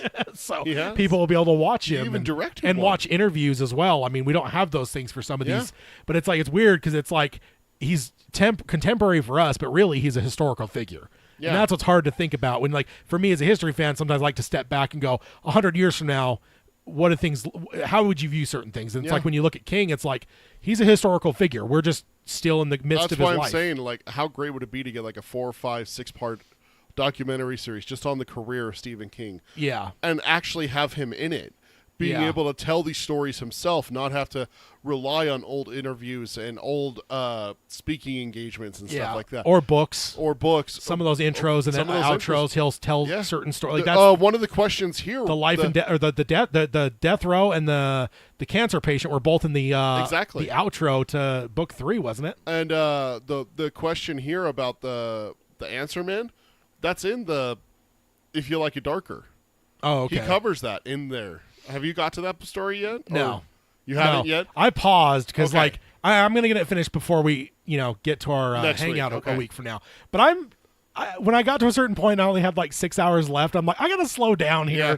This is New King. Like, I don't want to because I'm starting to get really self-conscious also about my reads because when I look at my percentages, it's like I guess everything's recalculated now because we have a new book. But my percentage right now is 71%. I'm like, it just scares me because it's you only have 22 more, Ted. I know, but it scares me. And then also to have a new king, it's like I wanted to savor it a bit. So I paused. I've spent almost a week not listening to it. I did start it back up yesterday, but it's like I want to savor it a bit. Yeah, King's intro to The Answer Man covers that story of his nephew saving the story. Oh, okay. And encouraging him to write it. I did finish You Like It Darker if you want to mark it off for me. I figured you did. Yeah. I probably easily could have because I was blazing through it pretty fucking quick. I couldn't stop. That's why when I got to a certain point, I was just like, you know what, Tad, just maybe it's a couple days, but maybe if you have enough self-control, it could be a week. Just take a step back, let yourself enjoy it, and So I think you're the first. Oh no, earlier I looked, nobody had it checked off yet, but somebody beat you. I think somebody has it checked off already, right? Outside of you? Cody from Kansas, of course. Cody, okay. Because I swear I looked at it earlier today. One of our 100%ers, right? Isn't he? Yes. Yeah, he's 100%. Although there's some 100%ers now that are no longer 100%ers because you like a target. John from Buffalo is a 99%er. So is Christy from Australia. So yeah, and Chris from Australia was a 100%er too. But it looks like he's unless he hasn't checked in because Fairy Tale, Holly, and You Like It Darker. Yeah. But I have a feeling that he's probably read a couple of those. So. Yeah, I don't know. I just had to pause, but I will have it finished before we do our Patreon hangout. David says that he finished. Yeah, I'm sure. Yeah, I had to step back, and it was weird because it was right as I was getting a rattlesnake too. So I was just like, I want to go into this. But Cody says literally just checked it off. Okay, good. I'm not crazy. Cody said he just checked off because I was like, I swear I looked at it earlier because I was like, oh look, nobody's read You Like It Darker all the way yet. And then I went and clicked you. I'm like, you're the first. I'm like, wait, nope. I see another one. So, David, are you on our sheet? I don't see your name on here. But yeah, so we You Like It Darker. So yes, I'm slow now. So we got one more thing to cover before we finish up. Or wait, maybe yes. And this is a fun one. Okay. Fans from all over the world. Shawshank Redemption turns 30 this summer. Jeez, in really? Mansfield. Yep, 1994. 94, so Forrest Gump, Pulp Fiction, Shawshank Redemption, Lion King. Is Lion King 94? Isn't it 94? 1994. I want to say there was one other big movie that year that I'm blanking on. Natural Born Killers. Yeah, Lion King was 94. Star Trek Generations. I thought there was one other big movie. Was there a Scorsese movie that year? You said Forrest Gump, right? No, Goodfellas 90. Yeah, Forrest Gump. Yeah. Oh, The Mask, Ace Ventura. Legends of the Fall was Speed. a big one. Pulp Fiction? Yeah, Pulp Fiction, Speed. I was thinking that one of the Scorsese Leon movies. The Professional. Yeah, The Professional, The Crow, Stargate. There's a lot of good movies in their 30-year The Crow came out in 94? Yeah.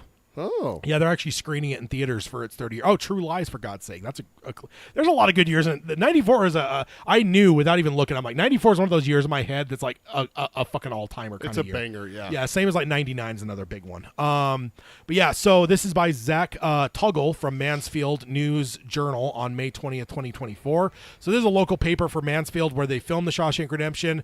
And you know that I love local coverage of stuff. It's always just fun. So it mentions that soon celebrities should start confirming that they will be in Mansfield in the summer to celebrate Shawshank's 30th anniversary. We actually just had one of those here in Utah for, is it Dirty Dancing? Footloose and Down in Payson, Utah. yeah, Footloose and Sandlot are the ones that Utah can never fucking obsessing over that are filmed here. Yeah. And both of those have had anniversaries over the last couple of years that they brought actors in and stuff. So it mentions, so they're going to be coming for the 30th anniversary. All of the cast have been invited, according to Dan Smith, the associate director of Ohio State Reformatory, the iconic prison used for the Shawshank in the film. So that's what I've got on the screen here, which is a wonderful, beautiful building. Yep. I can imagine the drooling that Frank Darabont did when he saw this building, because to shoot this building would be really fun. Of course, and this is a quote from Mr. Smith here. He says, "Of course, we would love all the actors to be here." Smith said, "We'll start to release the cast names by next week. It will be continuing work in progress because of scheduling. There are always conflicts that they have." And we know that because I always joke about our local convention where I'm like, they announce all the stuff like 6 months before, and then they spend the intervening 6 months canceling like 10% of those people that have scheduling conflicts. That's why I won't even buy tickets until it's like close to the event, because I'm not going to buy tickets expecting to go see X, Y, and Z, and then two of those people cancel on me. I know that it's happened to me. Yeah. I bought a photo shoot with the 3 Boondock Saints, and then Norman Reedus had to cancel because of reshoots for The Walking Dead. Yeah. If I remember right, that's what it was. Yeah, it's a bummer. So the anniversary celebration will take place August 9th through 11th. As a history fan, there's a couple dates in there that are big World War II dates. At the film's 15 filming sites throughout north central Ohio, known as the Shawshank Trail. And I'm actually learning about this for the first time. We've heard about like the Stephen King tour up in Maine, but apparently there's a Shawshank Trail, and apparently they basically filmed the entire film. So you think of like the field scene, there's the cabin scene, there's all the prison stuff as obvious, but like apparently you can kind of go and just travel and go to all these filming locations. The town for the old man, which that's a sad scene, isn't it? Oh. So yeah, that's interesting. I'm learning about that. Maybe we'll have to add that to our long list of fun places to go at some point. Road trip.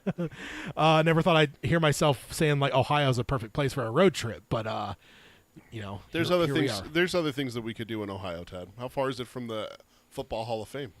Yeah, it's I don't know. We could do a combo trip there. One thing for us, one thing for the podcast. I know that we did several things for us in Vegas aside from the escape room. So it mentions that some publications list the film as the greatest film of all time, and that Frank Darabont and a dozen cast members returned to Mansfield in 2019 for the film's 25th anniversary. And I think we actually covered some stuff on that, because I think there was a couple things out of some of those panels that we ended up covering back in 19. So the event then drew 19,000 people to Richland County area, and their goal is to exceed that this year. He said, oh no, this is somebody else. We all partnered together, and there will be something going on at all of the Shawshank Trail sites. Jody Snavel said, special projects director for Destination Mansfield. Malbar Farm will have a wagon ride back to Pew Cabin, where the opening scene was filmed, and of course the wood shop in Upper Sandusky will be open. The complete list of events taking place this summer is still growing.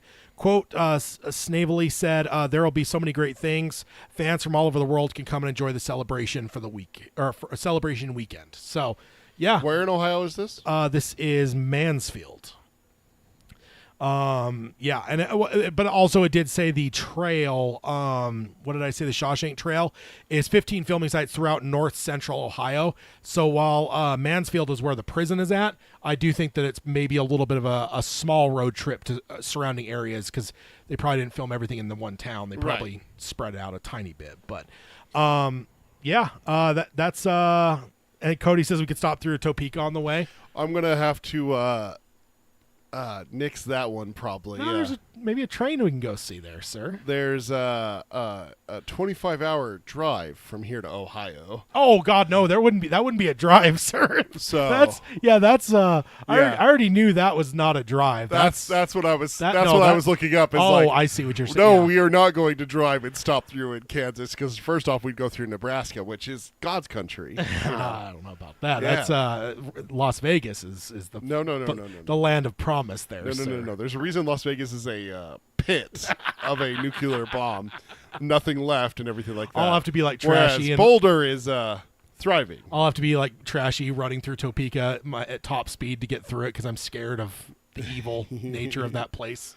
We'd have to drive the entire. That would definitely be a flight to Ohio. Yeah, because like when I was younger, man, I did some longer drives. I think the longest drive I ever did was like 14 something hours to Omaha. I think it was 14, 15 hours. Didn't you do a 16-hour down to Anaheim? That was only about 12. It was only 12-ish, okay. yeah. That one was sketchy because I was completely alone on that drive. Looking back, I'm like, I was an idiot. You were also young, though, so you could stay awake for that amount of time. Yeah, when I was younger, man, some of those drives like that. But like now I'm at a certain age where I'm like, no. Vegas is my limit. Like that's about about 6 hours. 6 hours. Anything beyond that, I'm like, let's fly. 5 with the way Tad drives. Yeah, I can make it in 5. Yeah. He did. I was there. But I've got to the age where it's just like, I don't know. I think road trips are for the young, and I'm like, I'd rather fly if it's over 6 hours. Like, so Cody, if we flew into Kansas, we'd fly into Wichita, right? Is that the airport that we would fly into? I gotta poke the Cody a little. Peter being a troll. All right. So actually, surprisingly, we don't have any odds and ends. I have one. Okay. I have one if you have the slide or not. Let me see if I got there we go. Let me go ahead and jump it on over there. Alrighty. This is an outsider odd and end, if that's all right. I just recently finished the Bill Hall. When I left the previous job, I was right in the middle of Hodges. The third one. End of Watch. End of Watch. I was right in the middle of End of Watch and stopped listening because I was home. I had video games to play and movies to watch and shows to watch. I'm so surprised you don't just throw a headphone in and listen to audiobooks at home, dude. I do that sometimes. Where I probably will. If I'm playing like a grinder game where I'm just like, I'm going to play a baseball game or football, something out I'm not really engaging heavily with, I'll either play music or a podcast one or one of the audiobook. reasons why I don't is because I got a set of these headphones. You made me fall in love with these headphones. These are great. I do play with one headphone off. That way, if someone walks into the room, because I'm in kind of the corner of the front room where I game. Like Blair Witch Project? Yeah, facing the corner? I kind of don't want it's happened when I wear both headphones, where playing horror games? my wife and daughter come in and scare the living shit out of me. Yeah. And it's quite funny to them, not so much to my heart. So yeah. I always game with one headphone off. I don't want to necessarily put another headphone in. But I recently found out that Spotify podcasts can play on my TV. Oh, yeah. So that might be something that is happening on the way. But yeah, absolutely. I finished. So Outsider, got a question for you. Yeah. Do you remember the whole scene at the shooting on the court steps? Yeah. Spoilers for Outsider, by the way. If you haven't read it, go read it. Go watch it yeah. on HBO. I was thinking about rewatching it. I need to rewatch it now that I've reread it. But I got into Outsider being back at work now. And the court steps, Ralph Anderson goes crazy because he swears that he remembers the burned man, but he's not on any of the archival footage. None of the news footage, I mean. None of them. They go through like 4 different news agencies because it was a big deal, big news thing that Terry was being walked into court to be arraigned. He murdered this boy. He's not there. The Outsider's not there. He doesn't show up on film. So I have a question. Why does Holly find video of him in Ohio then? I don't know. He is shown, I don't remember he is shown enough. on video driving up to the gas station, picking up the 2 girls when he's form shifted. Wasn't there into something the about? orderly. Wasn't it something about the shifting that They made don't it, ever. I paid attention. They don't ever talk about it. They never mention that why he doesn't show up here, but he does show up here. They never really talk about it. I know that's going to be the reasonable explanation, but I thought it was interesting. Ralph makes a big point right there next to the girl. That's where he was. Yeah. There's your answer from Cody with your trolling. He definitely would not be flying. Great, Ben. That was the one. Thank you, Cody. But yeah, we might have to do a regional thing too, because isn't there some stuff in Topeka that's very reminiscent of Dark Tower? Like there's the actual, is it the park that's really there, the Gage Park? Yeah, that's real. So, I looked it up when we were talking about it one time. Yeah, there's the Hammersholt Plaza in New York. Like there's definitely some. I mean, we got the Overlook right there. Yes, it's one well, state over. Depends on which Overlook you're talking about. the real Overlook, There's- not the one that was used for inspiration for the Hey, exterior I love shots. that one, man. Don't get me wrong, I do too, and I'm glad that it was saved from the fire. But that's the Overlook. That's the one where King wrote, Yeah, that's or was inspired to write, it's and not- and everything. you know what I hear, sir? So- is it's not really haunted, so staying there's not a big deal. I am not staying there. I will be staying down the street. I'm telling you, Tad, I will. I will pay for an Uber, and I will pay for my own hotel. I am not staying in that hotel. Got to get that a Ouija board. And, No, see, Ted, I joke about pushing, and bringing a Ouija board to a game night with you and Hayden and my wife and everyone that we hang out with and everything. I joke about it, but you notice that I never do it. Okay? I never go to cemeteries on a full moon. I never go outside really on a full moon. I don't tempt fate, Tad. I'm not doing it with the Overlook. I will record the podcast with you in daylight hours, but the sun goes down, I'm fucking See out of me there. anytime I hear a noise, I'm like, is somebody out there? No. I go No.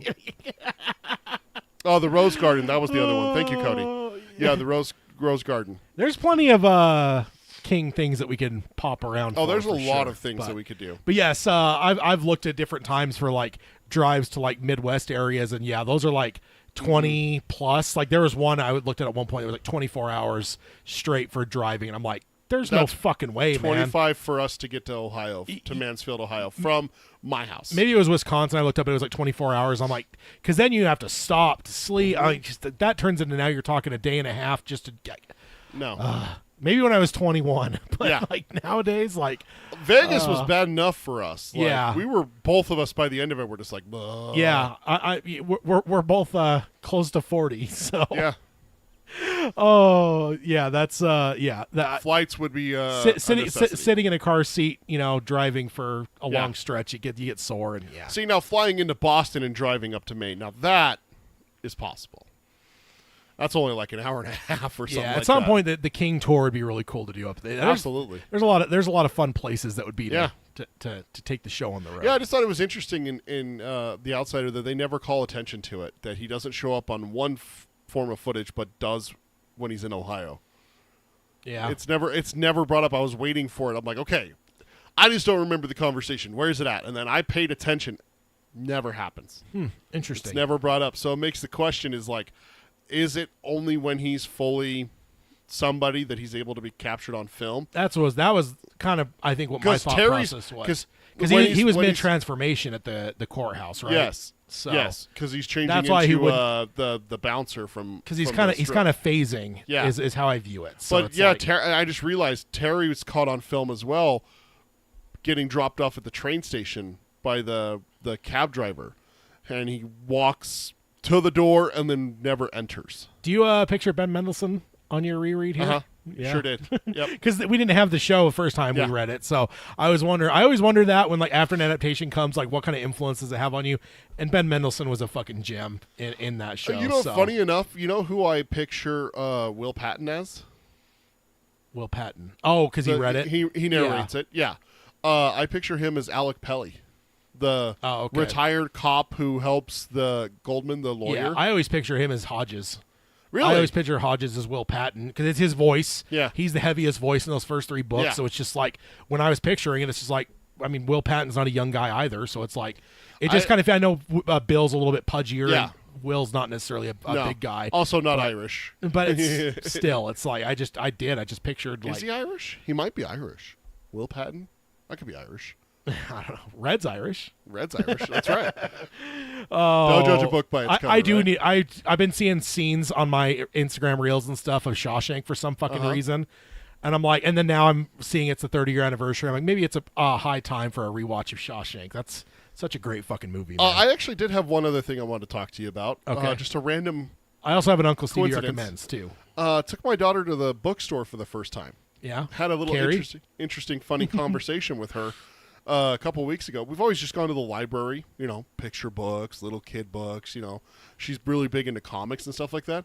And she's like, I really don't, no, not yet. I don't know what you're talking No, about. not yet. Not yet. That is part of the story, actually. So she comes to me and she goes, can we order me a book? I'm like, what do you mean? She goes, I want to start reading more. And I go, okay, do you want to go to a bookstore? And she goes, you mean the library? I go, no, like a bookstore. Like, you go and you buy a book. And she's like, they have those? And I'm just like, I got thinking about it. My wife's not a huge reader. I do a lot of my reading now through Audible. Yeah, we haven't taken our daughter to a bookstore. So we went to Barnes & Noble, and she walked in, and her mouth just dropped open and everything. And we went to the young adult section. She's 11, turning 12. My mom says she's 11, turning 21. She's got the adult tour. And so I let her pick out 2 books. And I was reading the back of one book to her. And I'm like, yeah, so this one kind of seems like a mystery. And she's like, yeah, it's also got a little bit of horror elements. So I definitely kind of like that now. And my wife turned around and goes, what did you say? And she goes, I kind of like horror stuff now. Like, I'm starting, I really think I'm ready for, like, horror films and, like, horror books. And she's like, look at your father. And she looked up at me, and I was just like, oh, I have a world for you. And she's like, not yet, Dad. And I was like, damn it. So I went over just to go check out the King section because, of course, that's where I lived. Yeah. It's the same Barnes & Noble that we went to in high school, right over here. Yeah. They have a King end cap. And they had 9 novels on it. I'm like, I read that one, I've read that one, I've read that. But they did this thing. I don't know if you've heard of this or if this was covered. That was sitting on the shelf next to King. That's a good kid's book. I mean, I think all children should read. Charlie and the Choo Choo for the audio listeners. Look at all these happy children on the back, sir. See? Yeah, they don't look happy, Tad. Oh, they're happy. But interesting enough, in the King section, you know what I found? Short stories published as standalones. I did not know that they did that. Yeah, I've seen that. Yeah. The ones I took note of. The Mist. I've seen somebody reading The Mist. Oh, okay. As a standalone. I took note of it because it threw me off for a second. There was The Sundog, and I'm like, The Sundog?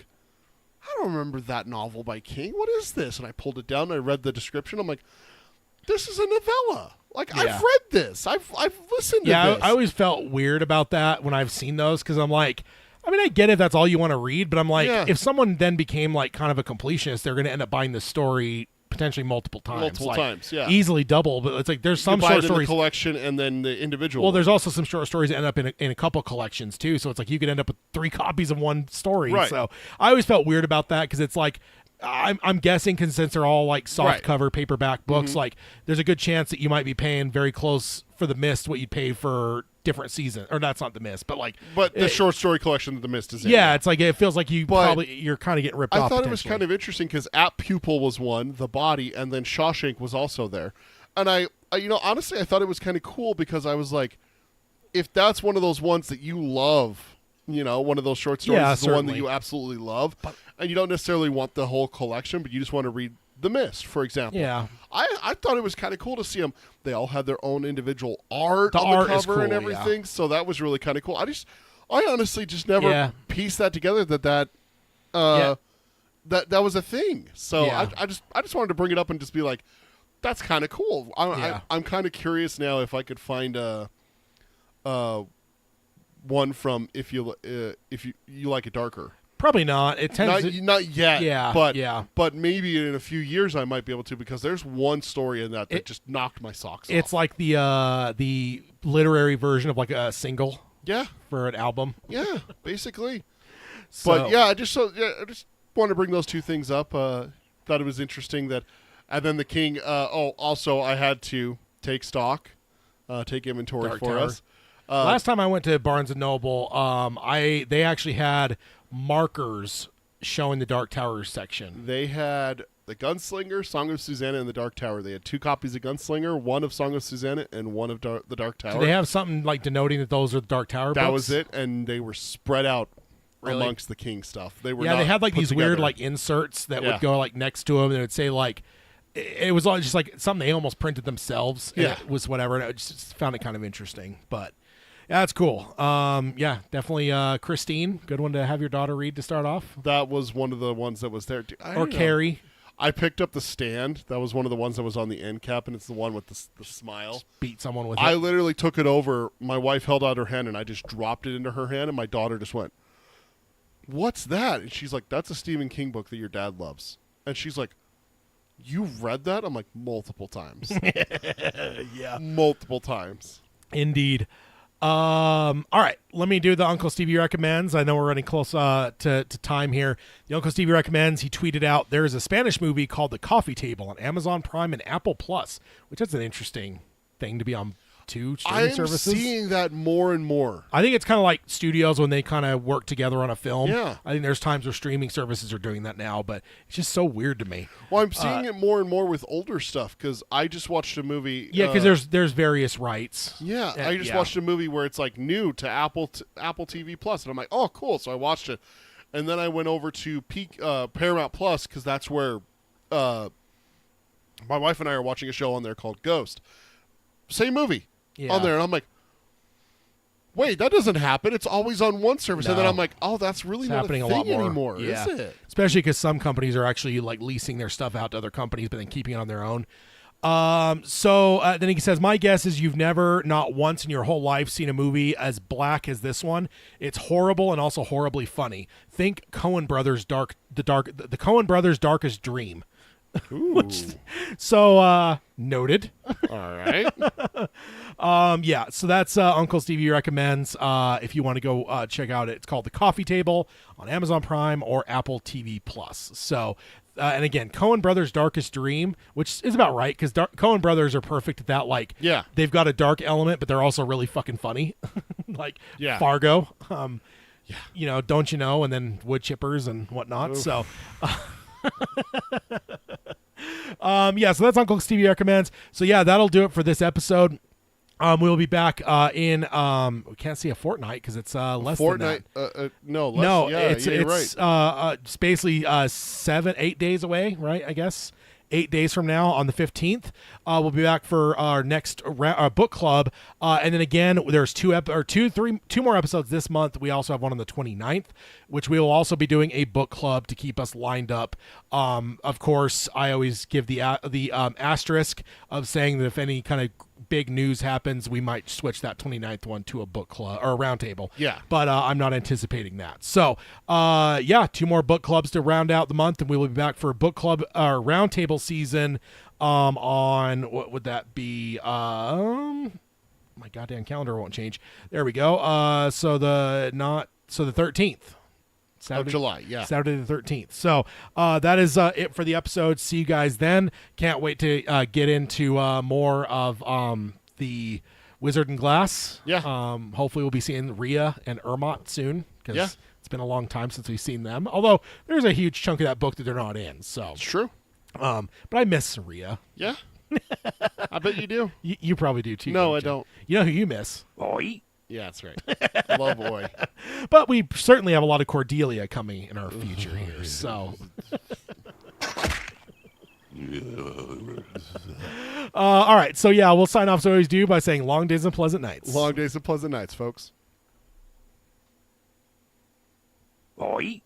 All right, everyone in the chat, thank you all for joining us. We didn't do the outro stuff. Oh yeah, I guess we didn't.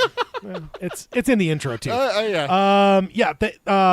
Thank you all for joining us. Cody did say insert Cheshire grin when I brought up the Charlie the Choo Choo book.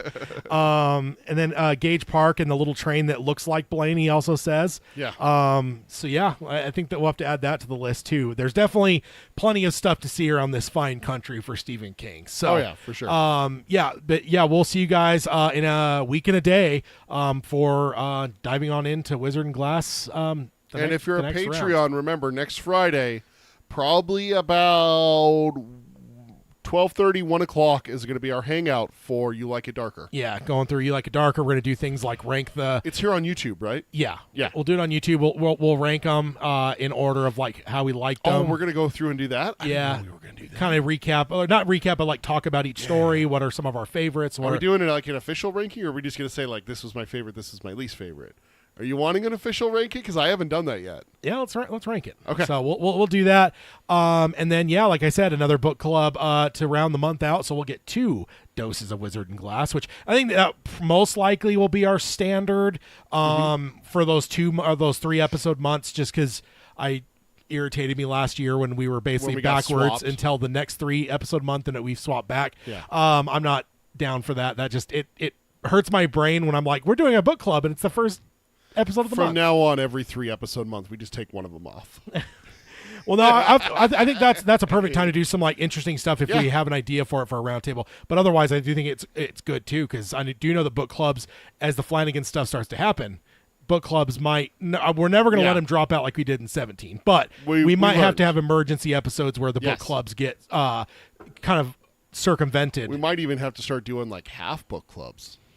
I don't know. That sounds like witchcraft to me. So we'll see you guys all in a week and a day, unless you're joining us on Geekery Abides. We'll be back in about 15 minutes for that over on that live stream. So see you guys then, and long days and pleasant nights. Bye, everyone.